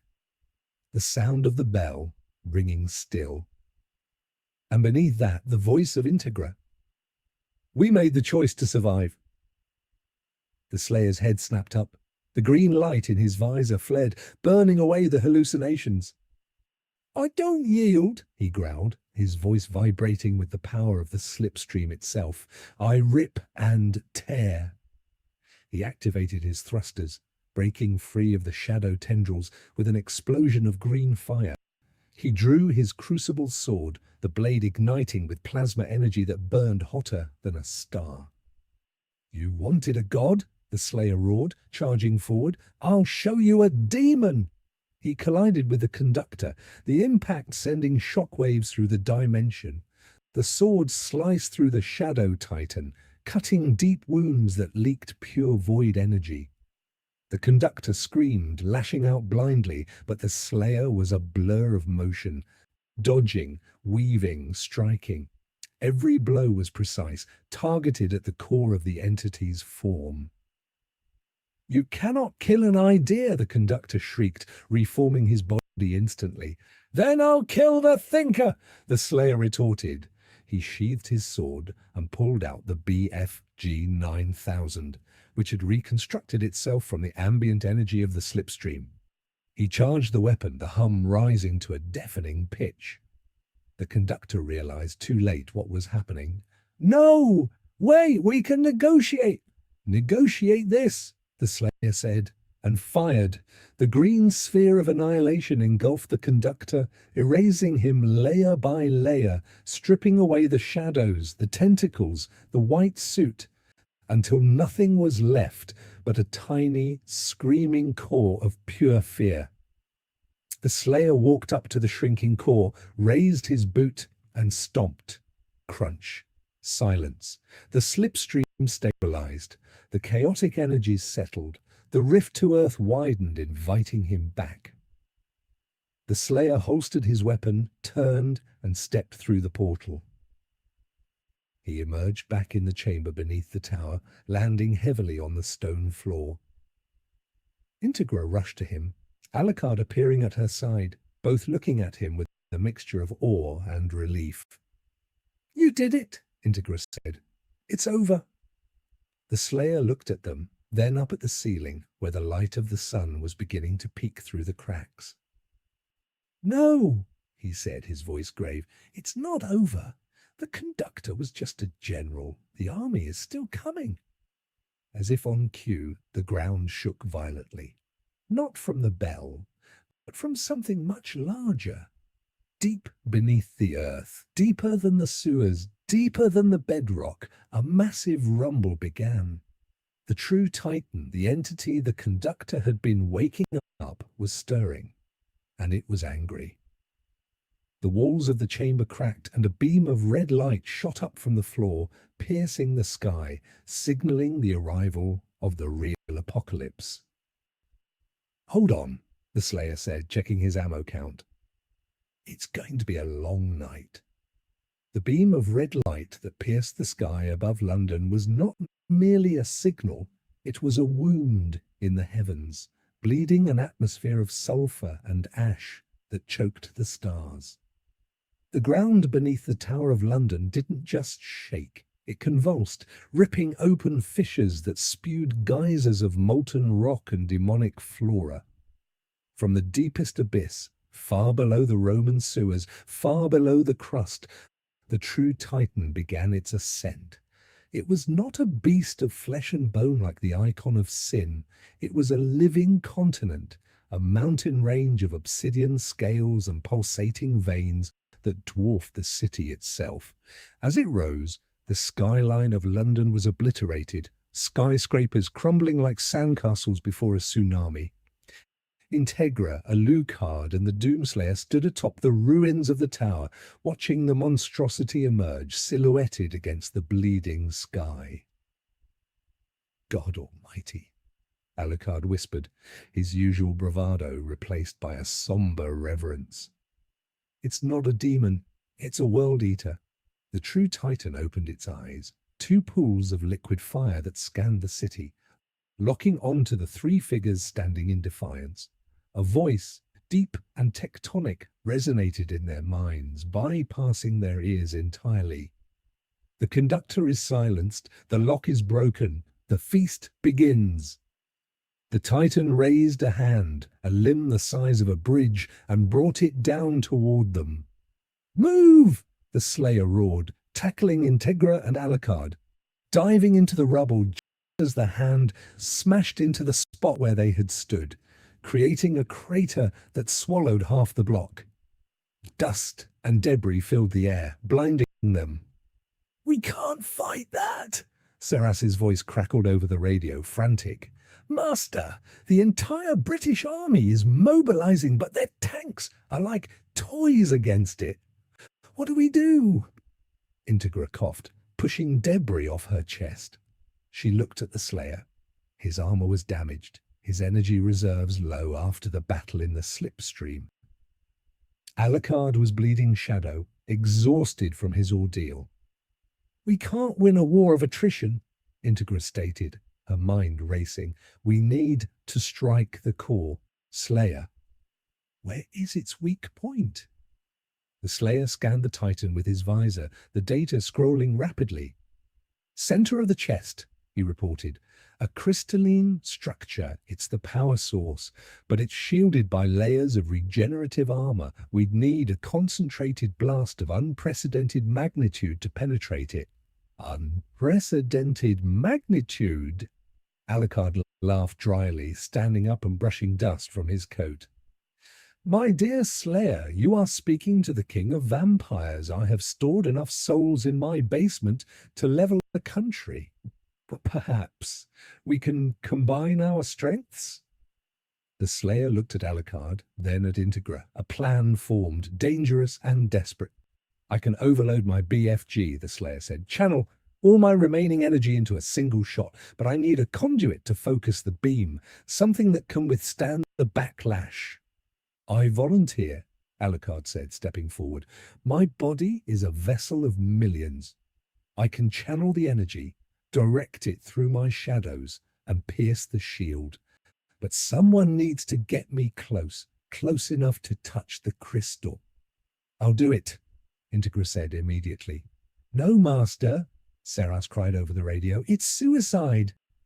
It's the only way, Integra countered. Slayer, charge the weapon. Alucard, prepare yourself. I'm driving. She pointed to a surviving military tank nearby, its turret intact. We take the tank, we drive straight up the Titan's arm. The Titan roared again, swiping at the city, oblivious to the ants plotting its demise. The Slayer nodded, beginning to charge the BFG, the hum building to a deafening whine. Alucard transformed, his body dissolving into a dense cloud of shadow, ready to be weaponized. Integra climbed into the tank, starting the engine. For England, she muttered, shifting into gear. The tank lurched forward, speeding toward the rising Titan. As they approached, the Titan noticed them. It swatted at the tank, but the Slayer jumped onto the hull, firing his shotgun to deflect the smaller debris. They reached the base of the Titan's arm, the tank climbing the steep incline of obsidian scales. The heat was intense, melting the tank's paint. Higher! Integra shouted, wrestling with the controls. Get me to the chest! The Titan shook its arm, trying to dislodge them. The tank slid, teetering on the edge of a drop that would mean instant death. Hold on! Integra screamed, flooring the accelerator.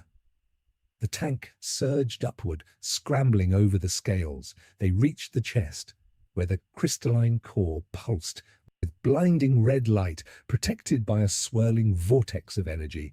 Now! Integra yelled. The tank crashed into the base of the core, halting. The Slayer leaped off, planting his feet on the crystal's surface. He aimed the fully charged BFG at Alucard's shadow form, which had coalesced into a spear-like shape in front of the barrel. Fire in the hole! The Slayer roared. He pulled the trigger. The beam erupted, not as a wide sphere, but focused through Alucard's shadow into a needle-thin lance of pure annihilation. Alucard screamed, his form burning, channeling the impossible energy.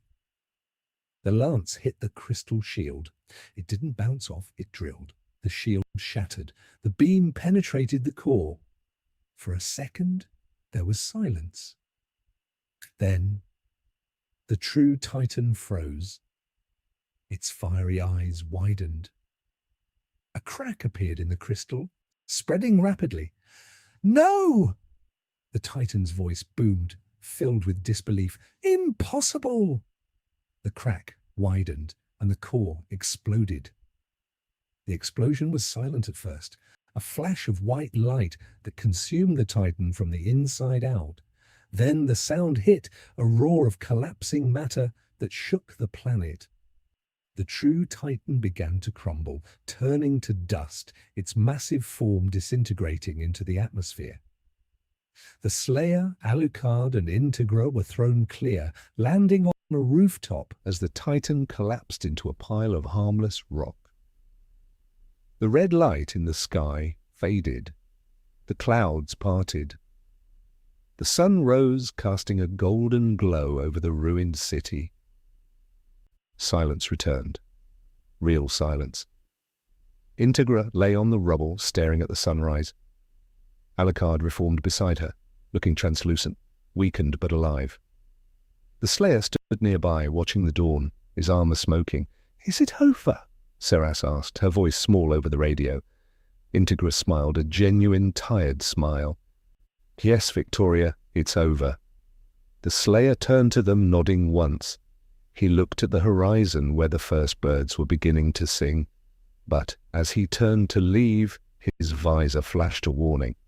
Anomaly detected. Dimensional residue. He frowned. The Titan was dead, the Conductor destroyed, but the residue, it wasn't fading, it was gathering, forming a shape, a small, familiar shape, a top hat. The Conductor's laughter echoed, faint but distinct from the dust. Checkmate was a lie. The game never ends.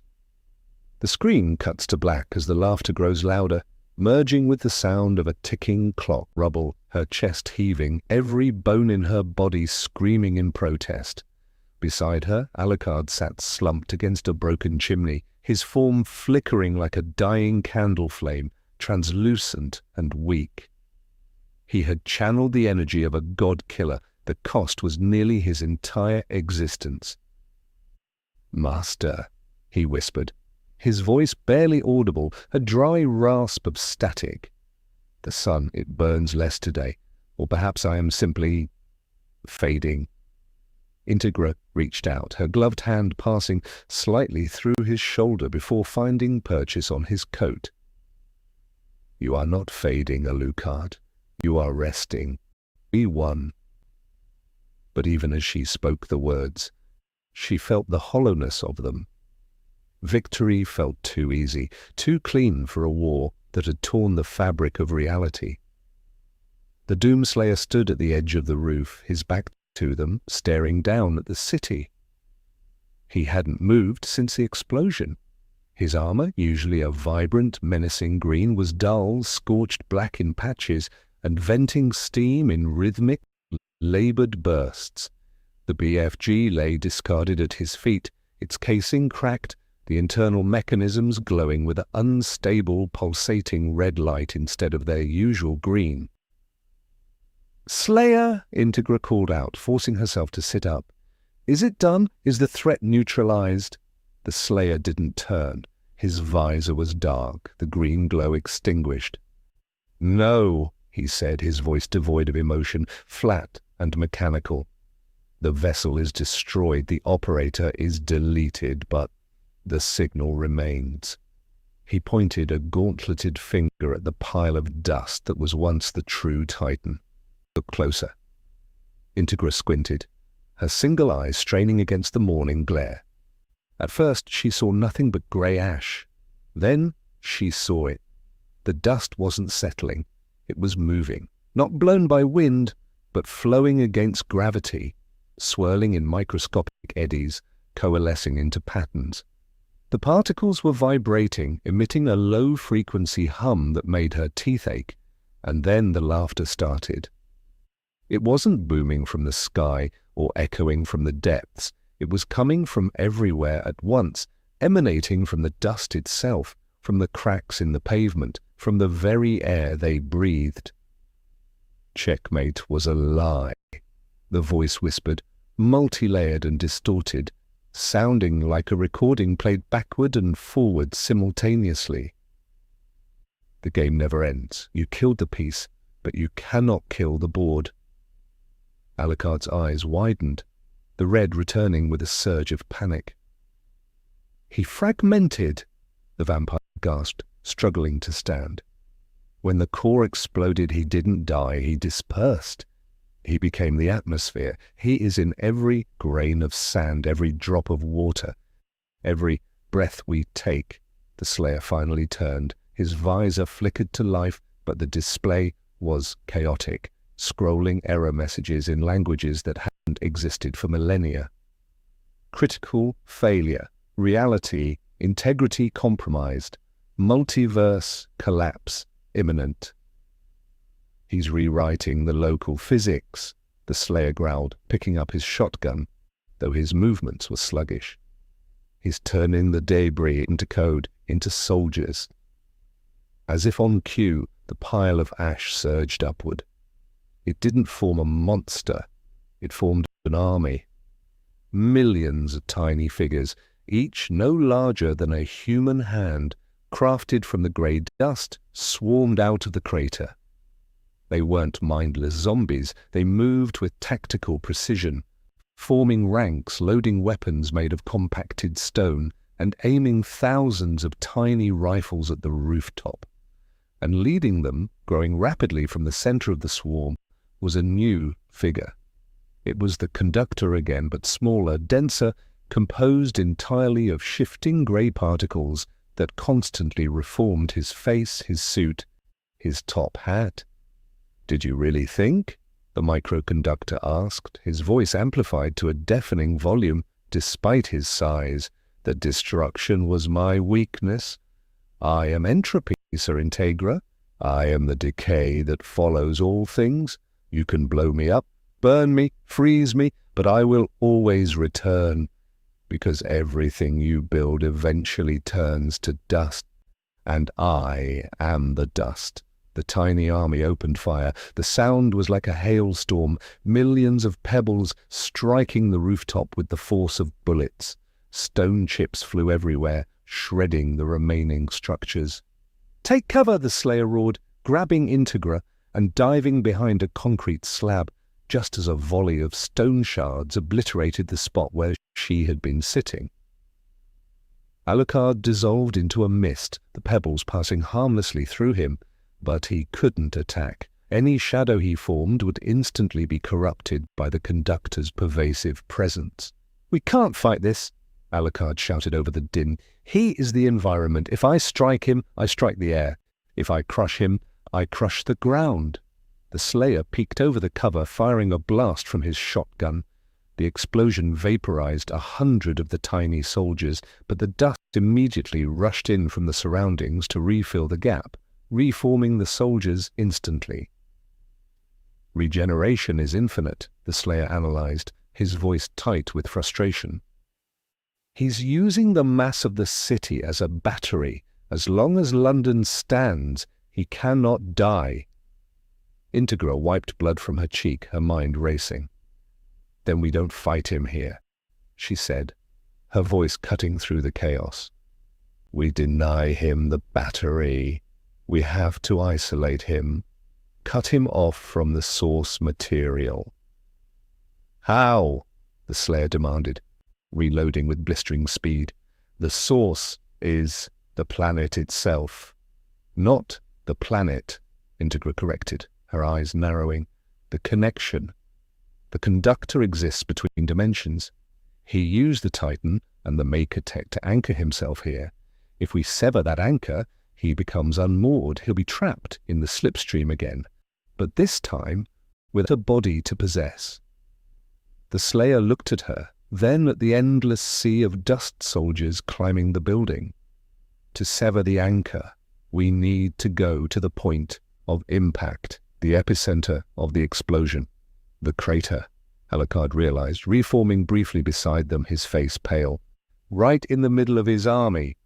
"Exactly," Integra said, standing up, ignoring the hail of stone. "Slayer, can you get us there?" The Slayer checked his thrusters. They sputtered, leaking fuel.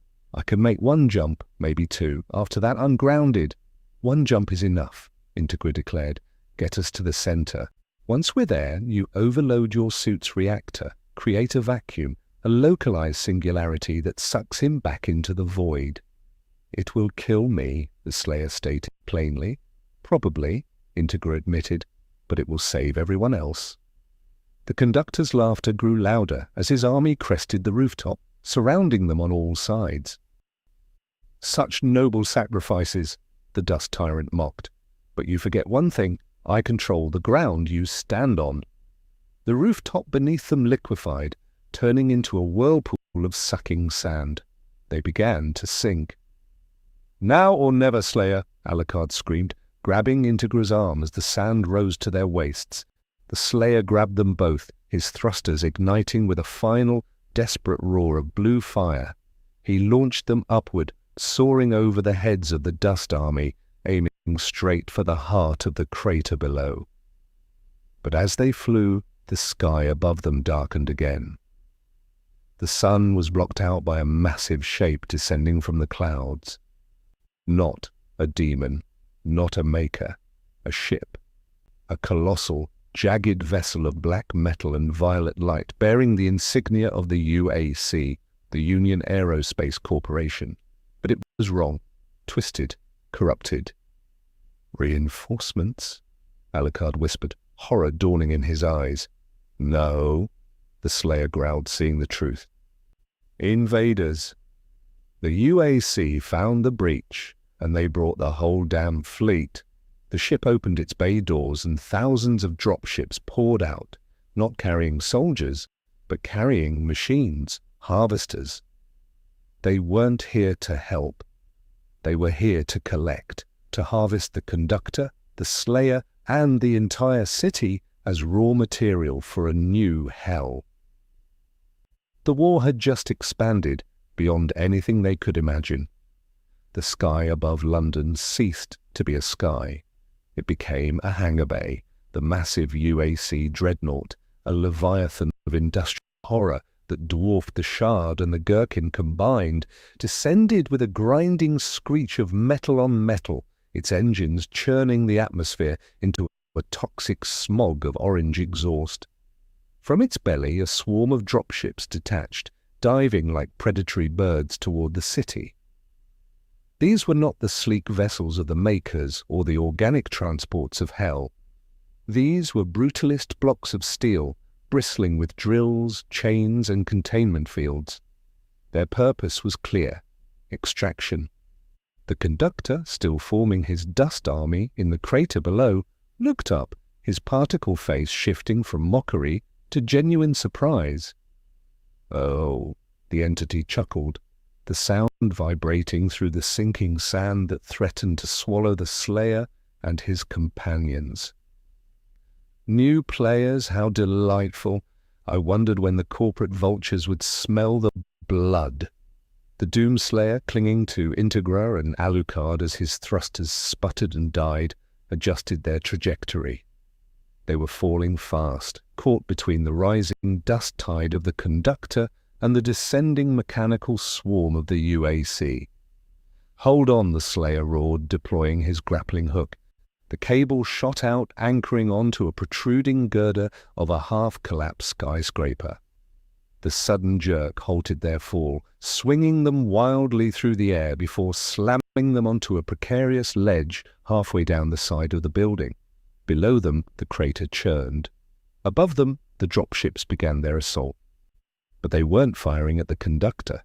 They were firing containment nets, massive grids of electrified energy that swept over the dust army, capturing millions of the microscopic soldiers in seconds. "They're harvesting him," Alucard observed, his voice filled with a mix of disgust and fascination.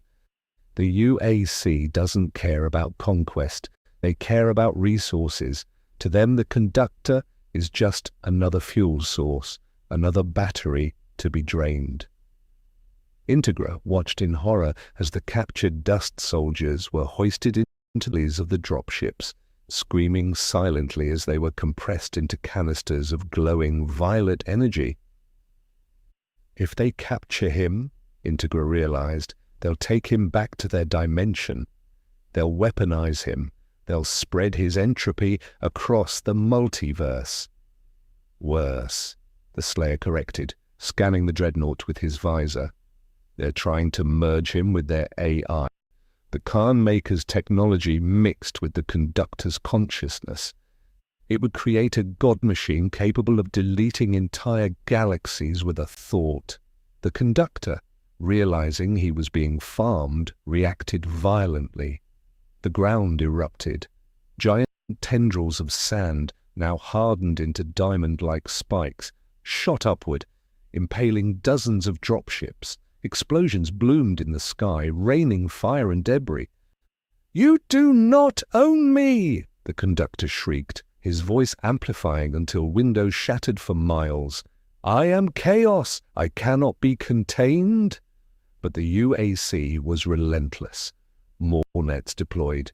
Heavy mechanized infantry, soldiers in bulky, power-assisted armor, reminiscent of the Hell Guards but stripped of all humanity, rappelled down from the ships.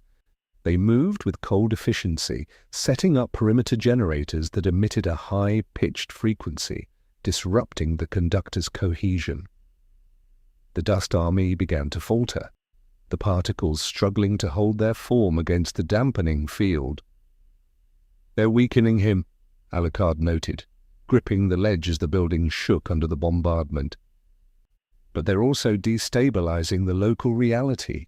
If they suppress him too hard, the backlash could trigger a vacuum collapse." "We need to move," the Slayer commanded, helping Integra to her feet. "The epicenter is still our target. While they distract him, we strike." "Through an army of UAC Marines and a raging entropy god?" Integra asked, wiping soot from her glasses. "Precisely," the Slayer said, checking his ammo. He had one magazine for the shotgun, a depleted plasma cell, and the crucible sword, which was flickering erratically. "Stay close." They leaped from the ledge, landing on a lower balcony just as a squad of UAC heavies touched down. The soldiers raised their heavy cannons, targeting the trio. "Hostiles identified," a robotic voice droned from the lead soldier's helmet. "Priority Alpha, the Slayer. Priority Beta, the Anomaly. Eliminate and retrieve." The firefight was instantaneous and brutal. The UAC soldiers fired rounds punched through concrete, forcing the group to dive for cover. The Slayer returned fire, his shotgun blasts tearing through the heavy armor, but for every soldier he dropped, 2 more rappelled down. "They're endless." Ceras's voice crackled over the radio again. She had managed to regroup with some surviving Hellsing forces on a nearby rooftop and was providing sniper support. "Master, I'm trying to clear a path, but their shields are too strong." "Ceras, focus on the generators," Integra ordered, taking cover behind a ventilation unit. "Disable the dampening field. Let the Conductor lash out." "On it," Ceras replied. A moment later, a massive .50 caliber round screamed through the air, striking one of the perimeter generators. The machine exploded in a shower of sparks. The dampening field flickered and died. Instantly, the Conductor roared in relief. The sand beneath the UAC soldiers liquefied, swallowing them whole. Giant fists of earth erupted, crushing the dropships. Chaos reignited. In the confusion, the Slayer saw his opening. "No!" he yelled. He grabbed Integra and Alucard, activating his dash module one last time. They blurred forward, weaving through the crossfire, dodging falling debris and lashing sand whips. They were heading straight for the crater, straight for the heart of the storm. But as they neared the edge of the impact zone, the ground ahead of them split open. A massive portal tore itself into existence, not leading to Hell or the Maykr Realm, but to a sterile, white corridor. Stepping out of the portal was a figure that made the Slayer freeze. It was a man in a white lab coat, wearing a headset, holding a tablet. He looked ordinary, mundane, completely out of place in the apocalypse, but the Slayer's visor flashed a warning. "Target identified, Samuel Hayden, status corrupted." The figure smiled, a cold, calculated expression. "Hello, Doomslayer," Hayden's voice echoed, amplified by the chaos. "Or should I call you Asset Delta? We've been waiting for you. The Conductor was merely the bait. You were the prize all along." The Slayer raised his weapon, but Hayden simply tapped his tablet. Protocol, Omega, initiate. Suddenly the Slayer's armor locked up. His servos whined in protest, freezing his limbs in place. He stumbled, falling to one knee. "What did you do?" the Slayer gritted out, fighting the internal lockdown. "Remote override," Hayden explained calmly, walking closer, stepping over the carnage as if it were a minor inconvenience. "Your suit runs on our code, Slayer. Did you think we gave you God for free? There's always a back door, and now we're collecting." Alucard and Integra watched in horror as the greatest warrior in the universe was rendered helpless by a mere tap on a screen. "You betrayed him," Integra spat, raising her gun at Hayden. "He fought for us."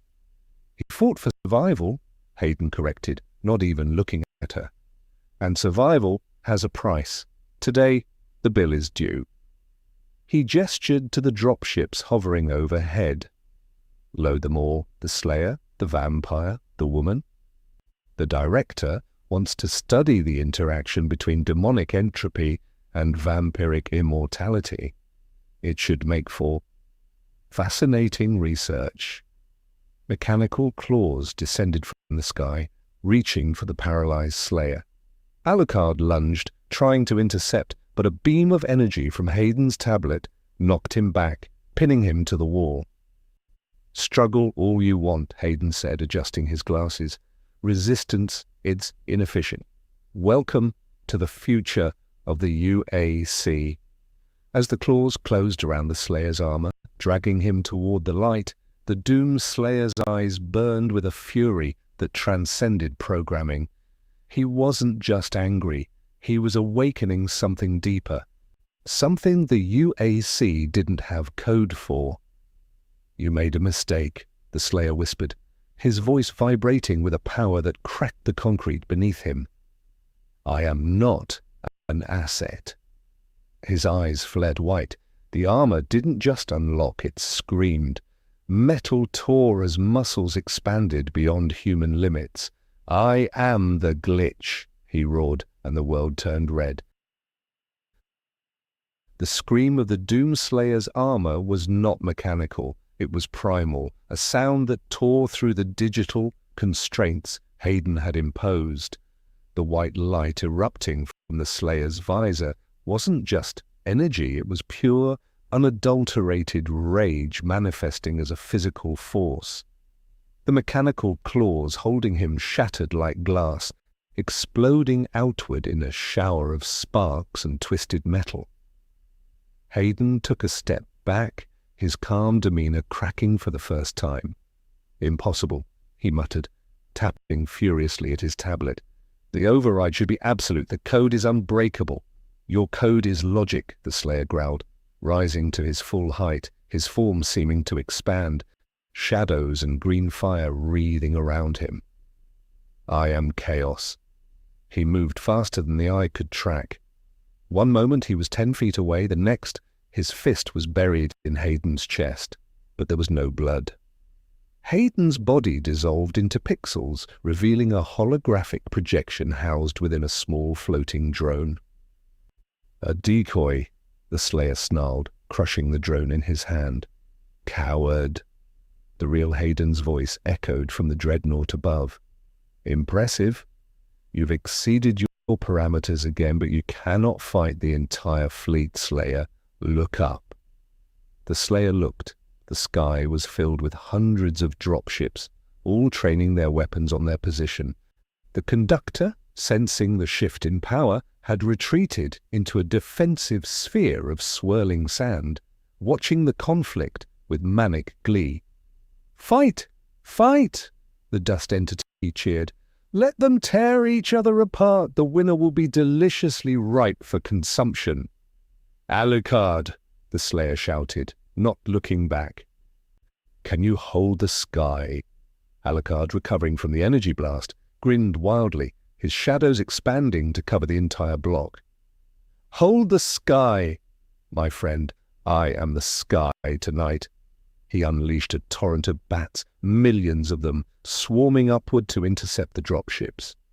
The vampires collided with the machinery, tearing into engines, shattering cockpits, creating a storm of feathers and metal.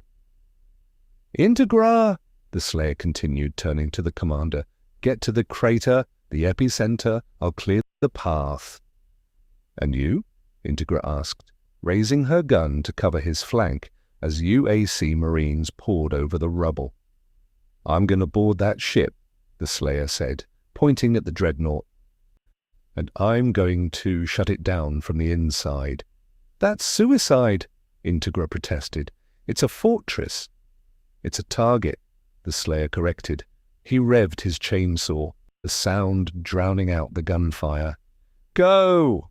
Integra didn't hesitate. She sprinted toward the crater, dodging falling debris and laser fire. Behind her, the Slayer became a whirlwind of destruction. He didn't just shoot, he dismantled. He ripped turrets from their mounts, used them to mow down squads of Marines, then discarded them to grab a heavy cannon firing plasma bolts that vaporized groups of enemies in single shots. He was a force of nature, unstoppable and relentless.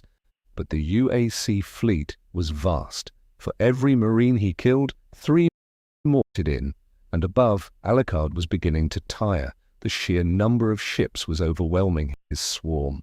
Master, Alucard called out, his voice strained.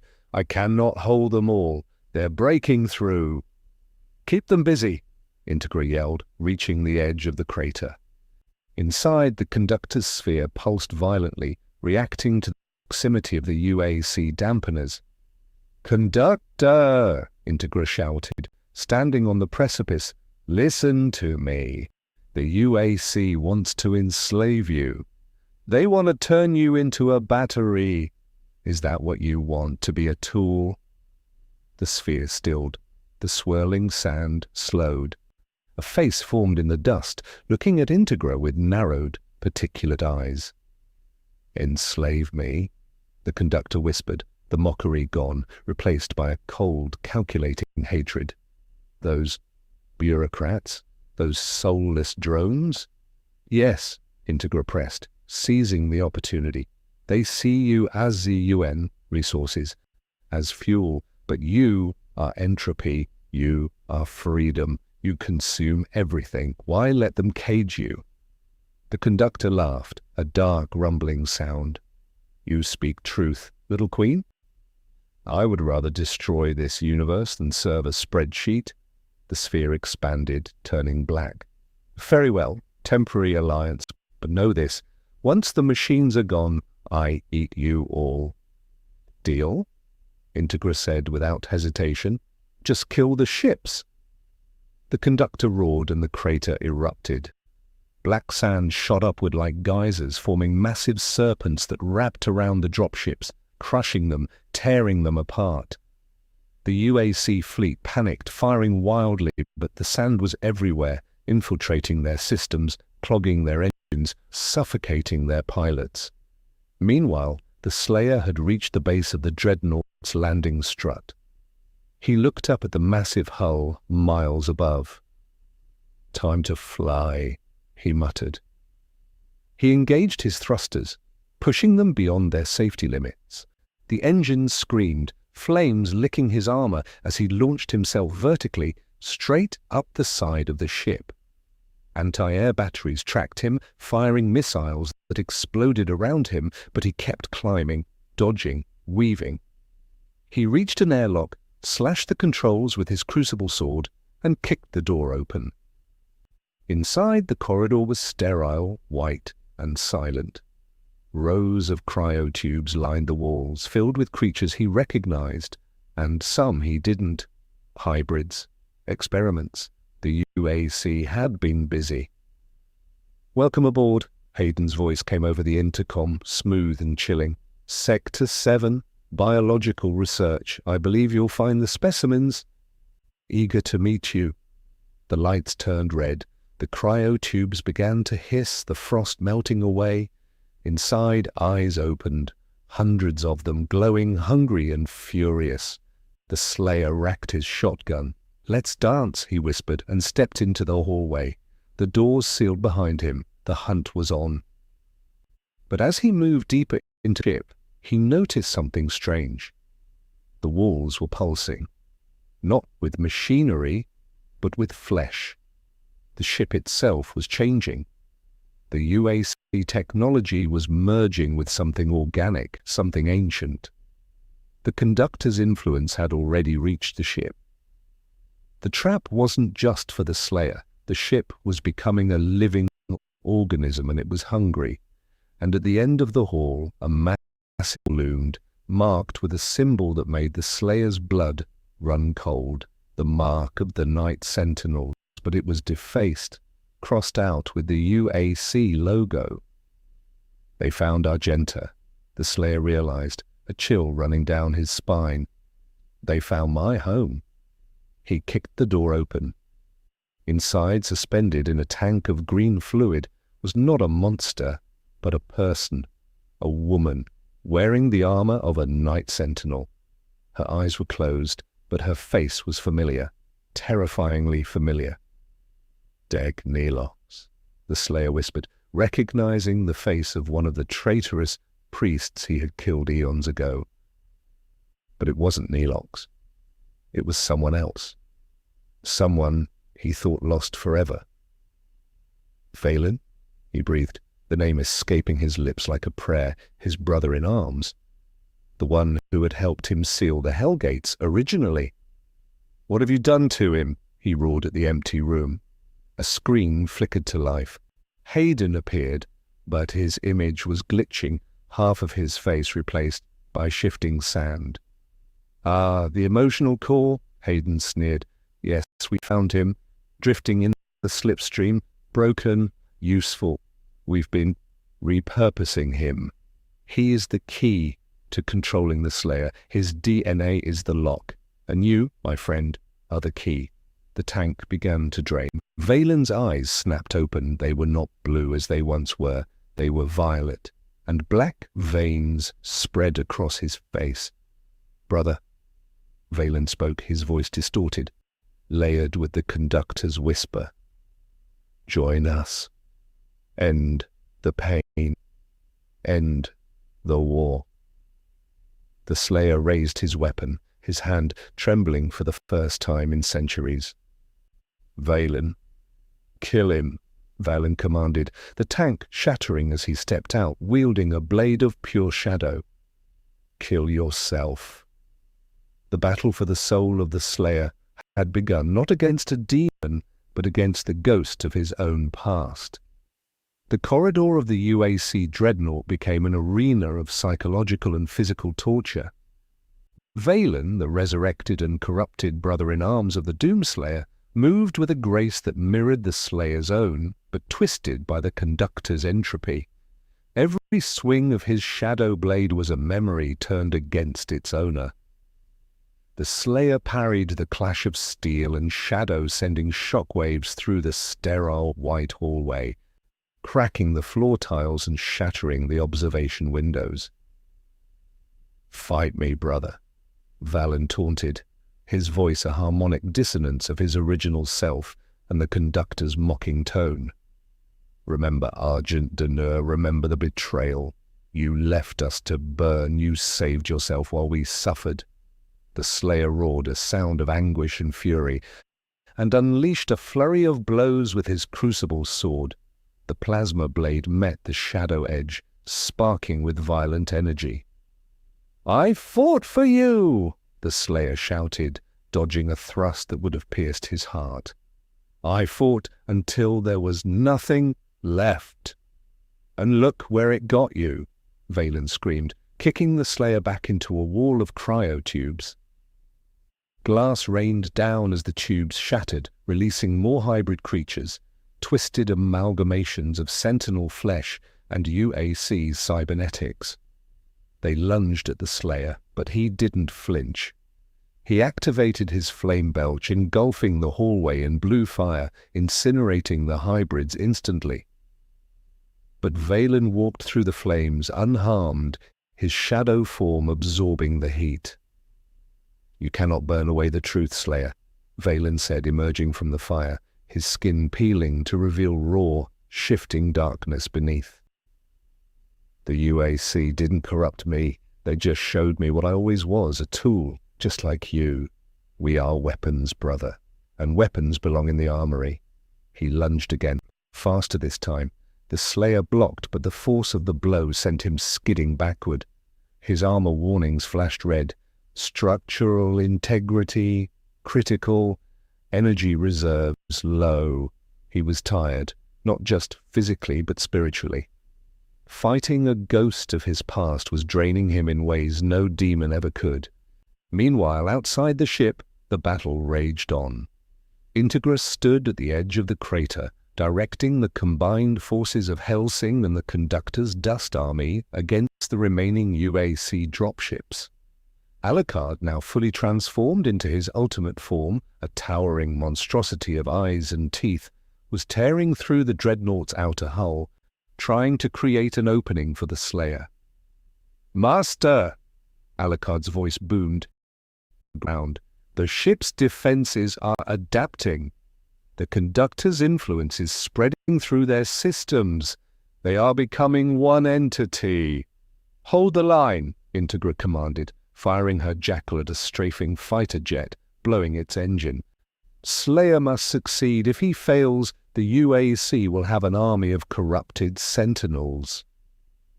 Inside the ship, the Slayer was losing ground. Valen's attacks were becoming more precise, exploiting every weakness, every hesitation. "Give up," Valen whispered, pressing the shadow blade against the Slayer's throat, the edge burning his skin. "Let go. Join the silence. No more war. No more pain." The Slayer's grip on his sword loosened. The temptation was overwhelming, to stop, to rest, to let the darkness take him. But then he remembered Integra's defiance, Alucard's loyalty, Seras's courage, the humans who refused to break even when the world ended. They fought not because they were weapons, but because they chose to. "I am not a tool," the Slayer growled, his eyes flaring with renewed intensity, "and I am all alone." He headbutted Valen, the impact cracking the corrupted sentinel's mask. Valen staggered back, surprised. The Slayer seized the moment. He dropped his sword and grabbed Valen by the shoulders. "Wake up!" he screamed, pouring his own energy into his brother, not to destroy him, but to purge the corruption. "Fight it! Remember who you are!" Valen struggled, his face contorting in agony. The violet light in his eyes flickered, revealing glimpses of blue beneath. "Brother," he gasped, his voice momentarily his own. "It hurts. So much?" "I know," the Slayer said, holding him tight. "But you are stronger than this. Break the chain." The Conductor's voice shrieked from the walls. "No, do not interfere. He is mine." The ship shook violently. The flesh walls pulsed, trying to crush them. But Valen's eyes cleared. The black veins receded. "Forgive me," Valen whispered. Then, with a final burst of strength, he grabbed the shadow blade and drove it into his own chest. "Destroy the source," he choked out, blood. Real, red blood, spilling from his lips. "The core. In the bridge. Destroy it!" Valen collapsed, his body dissolving into light, freeing itself from the Conductor's hold. The Slayer stood over his fallen brother, a moment of silence in the midst of chaos. Then he turned toward the bridge.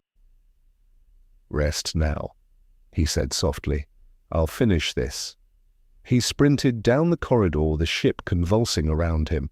Alarms blared, core instability detected. Self-destruct sequence initiated. The UAC, Shai was trying to purge the infection by destroying the ship, but the Conductor was fighting back, trying to merge the core with the slipstream.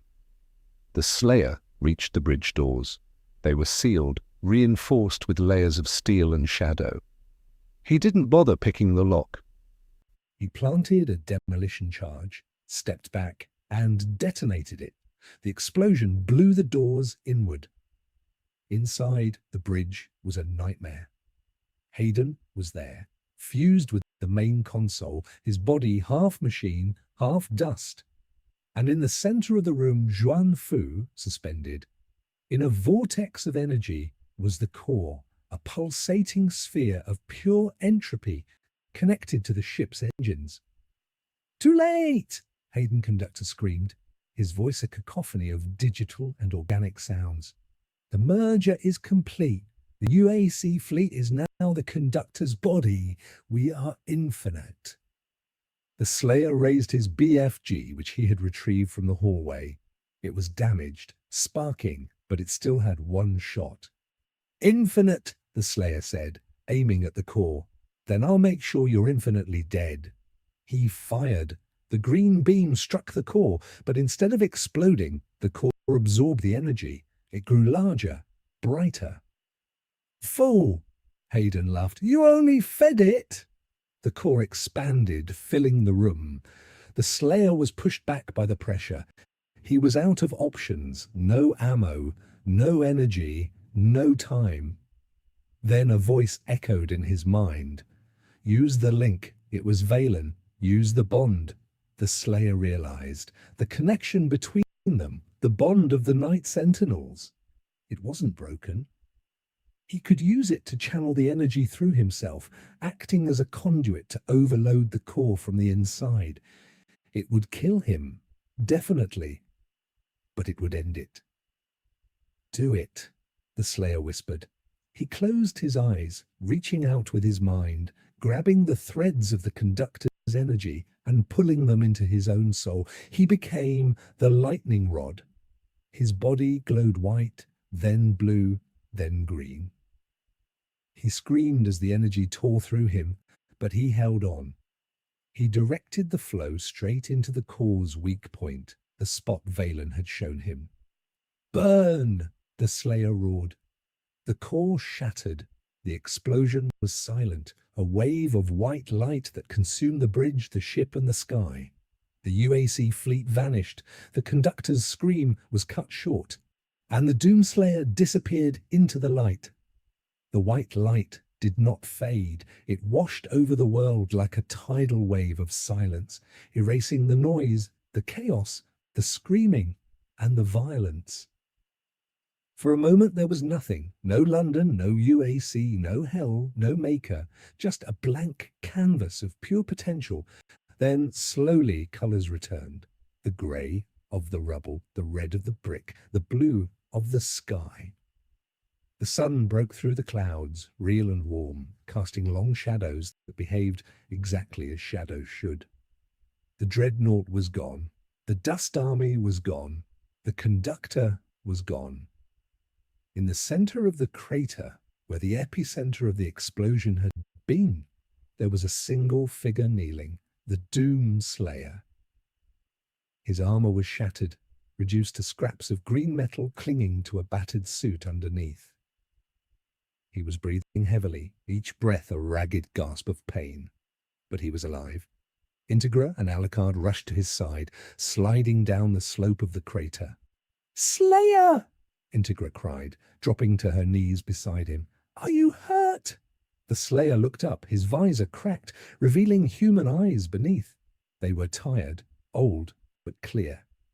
"I'm here," he rasped. Alucard inspected the wreckage, his form returning to his usual humanoid shape, though he looked weary. The ship, the fleet, the entity, all gone, vaporized. "You did it."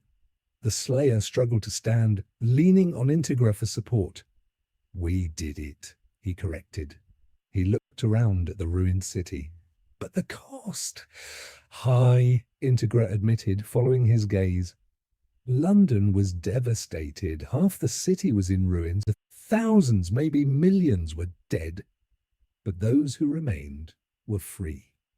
The purple haze was gone. The whispers had stopped. "It's over?" Seraz's voice came over the radio, trembling with relief. "Master, the survivors are gathering. They're cheering." And indeed, from the streets below, a sound began to rise. Not a scream, not a roar, but a cheer. A human cheer. Weak at first, then growing louder, swelling into a chorus of survival. The Slayer listened, a faint, almost imperceptible nod of satisfaction crossing his face. "Good," he said. "They live." Suddenly his knees buckled. Alucard caught him before he hit the ground. "Easy, warrior," the vampire said gently. "You've earned your rest." "No rest," the Slayer muttered, trying to push away. "Have to check the rifts. Make sure." "The rifts are closed," Integra assured him, placing a hand on his armored shoulder. I can feel it. The connection is severed. You sealed them all. The Slayer relaxed, just for a moment. He looked at Integra, then at Alucard. You good people, he said, the words difficult for him. Strong. We learned from the best, Alucard smiled, a genuine smile without madness. A transport helicopter descended into the crater, kicking up dust. Medics and engineers poured out, rushing to assist. But as they approached, the Slayer pulled away from Alucard's grip.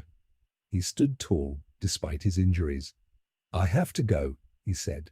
Go? Integra frowned. Where? You need medical attention. You can't just leave.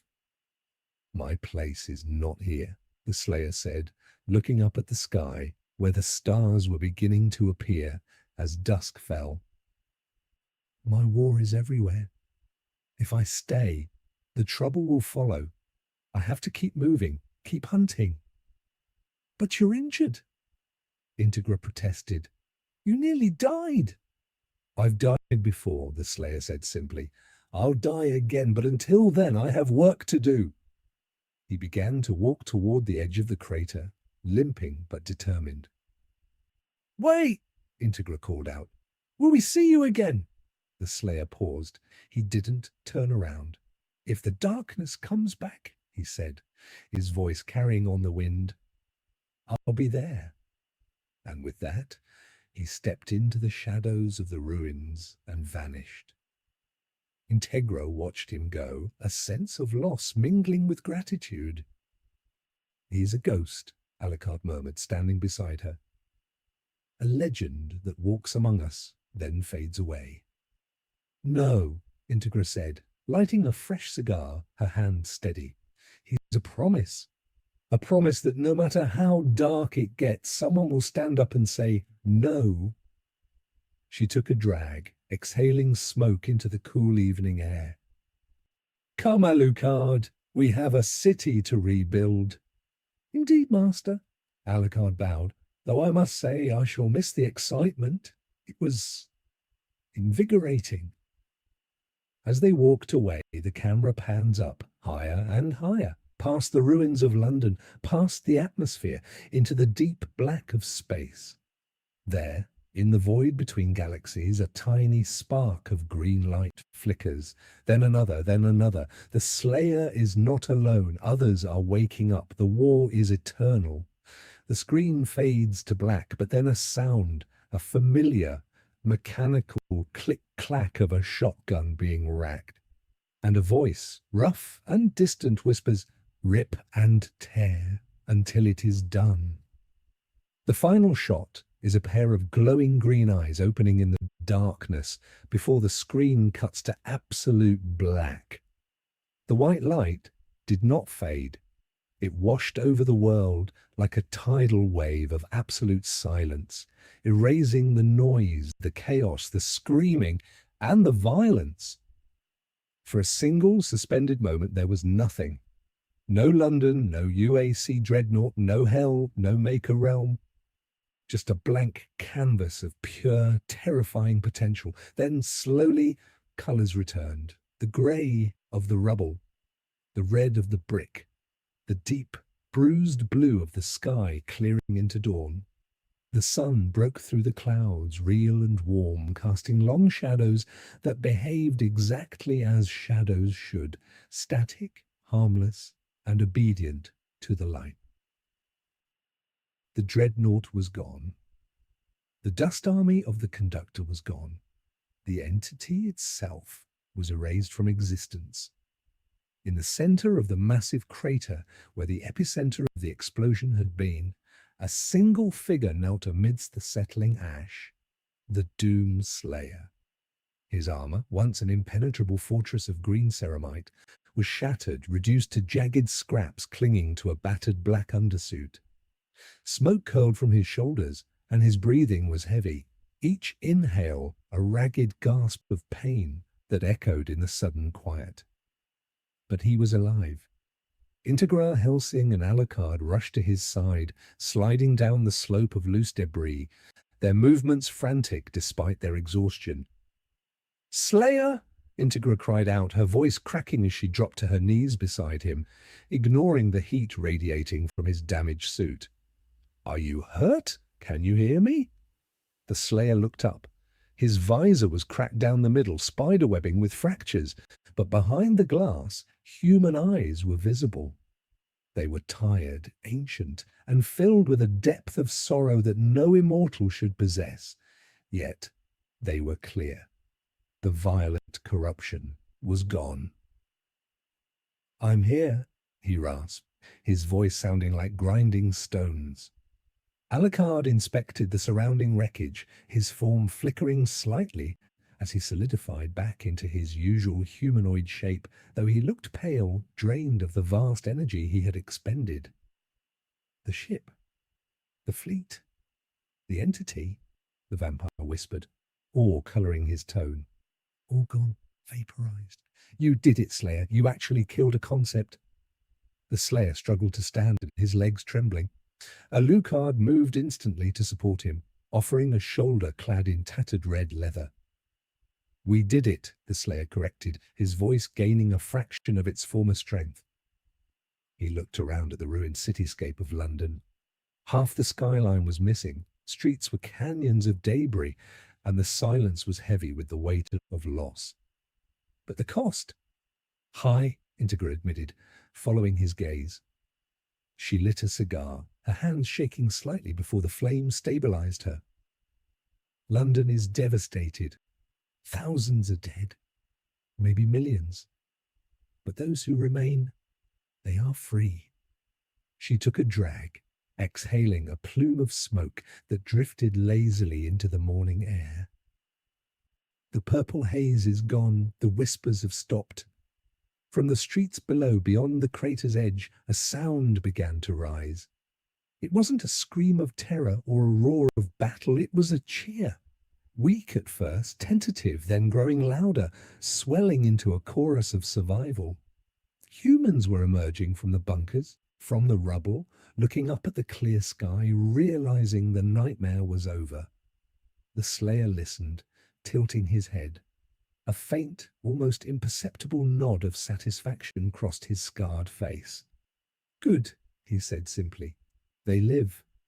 Suddenly his knees buckled. The adrenaline was fading, and the toll of channeling the entropy of a god through his own soul was catching up. Alucard caught him firmly before he hit the ground.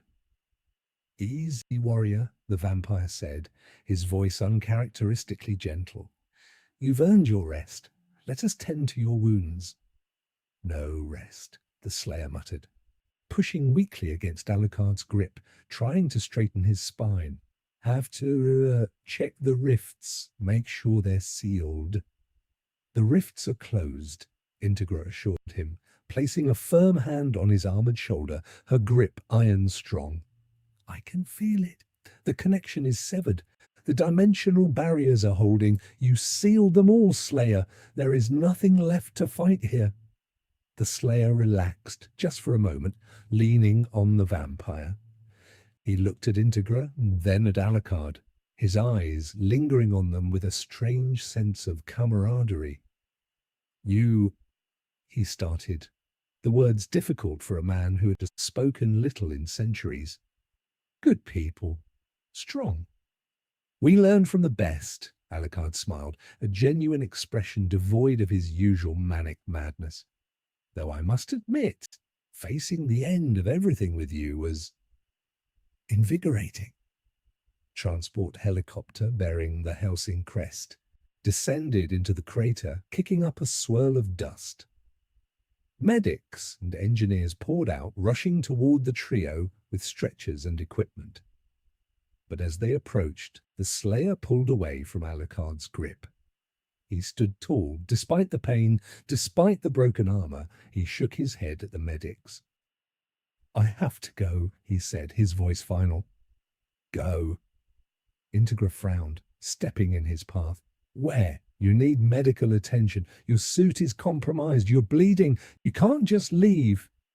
"My place is not here," the Slayer stated, looking up at the sky where the first stars were beginning to fade into the daylight. "My war is everywhere. If I stay, the trouble will follow. The UAC, the Maykrs, whatever else is out there, they know I'm here now. I have to keep moving, keep hunting, keep them away from worlds like this. But you're injured, Integra protested, her commander's instinct taking over. You nearly died. You deserve peace. I've died before, the Slayer said simply, turning his back to them and beginning the long walk toward the edge of the crater, limping but determined. I'll die again, but until then I have work to do. Wait! Integra called out, her voice carrying a rare note of desperation. Will we see you again? If something else comes? If the darkness returns? The Slayer paused. He didn't turn around. He stood silhouetted against the rising sun, a broken statue of war. If the darkness comes, he said, his voice carrying on the wind, low and rumbling like distant thunder, I'll be there. And with that, he stepped into the shadows of the ruins and vanished, disappearing into the labyrinth of the destroyed city as if he were a ghost returning to the ether. Integra watched him go, a profound sense of loss mingling with gratitude in her chest. He's a ghost, Alucard murmured, standing beside her, watching the empty space where the warrior had stood. A legend that walks among us, saves us, and then fades away. Fitting, isn't it? No, Integra said, turning away from the crater, her cane clicking against the stone as she walked toward the waiting helicopter. She took one last drag of her cigar and tossed the butt into the ash. He's not a ghost, Alucard. He's a promise.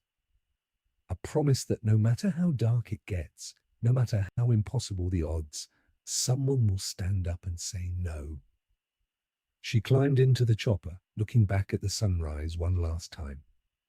Come, Alucard, we have a city to rebuild, and a legacy to honor. Indeed, Master, Alucard bowed, his shadows swelling around him as he followed her. Though I suspect London will never be quite the same. We have seen too much. As the helicopter lifted off, ascending above the ruins of London, the camera pans up, higher and higher. It passes the atmosphere, past the clouds, into the deep, infinite black of space.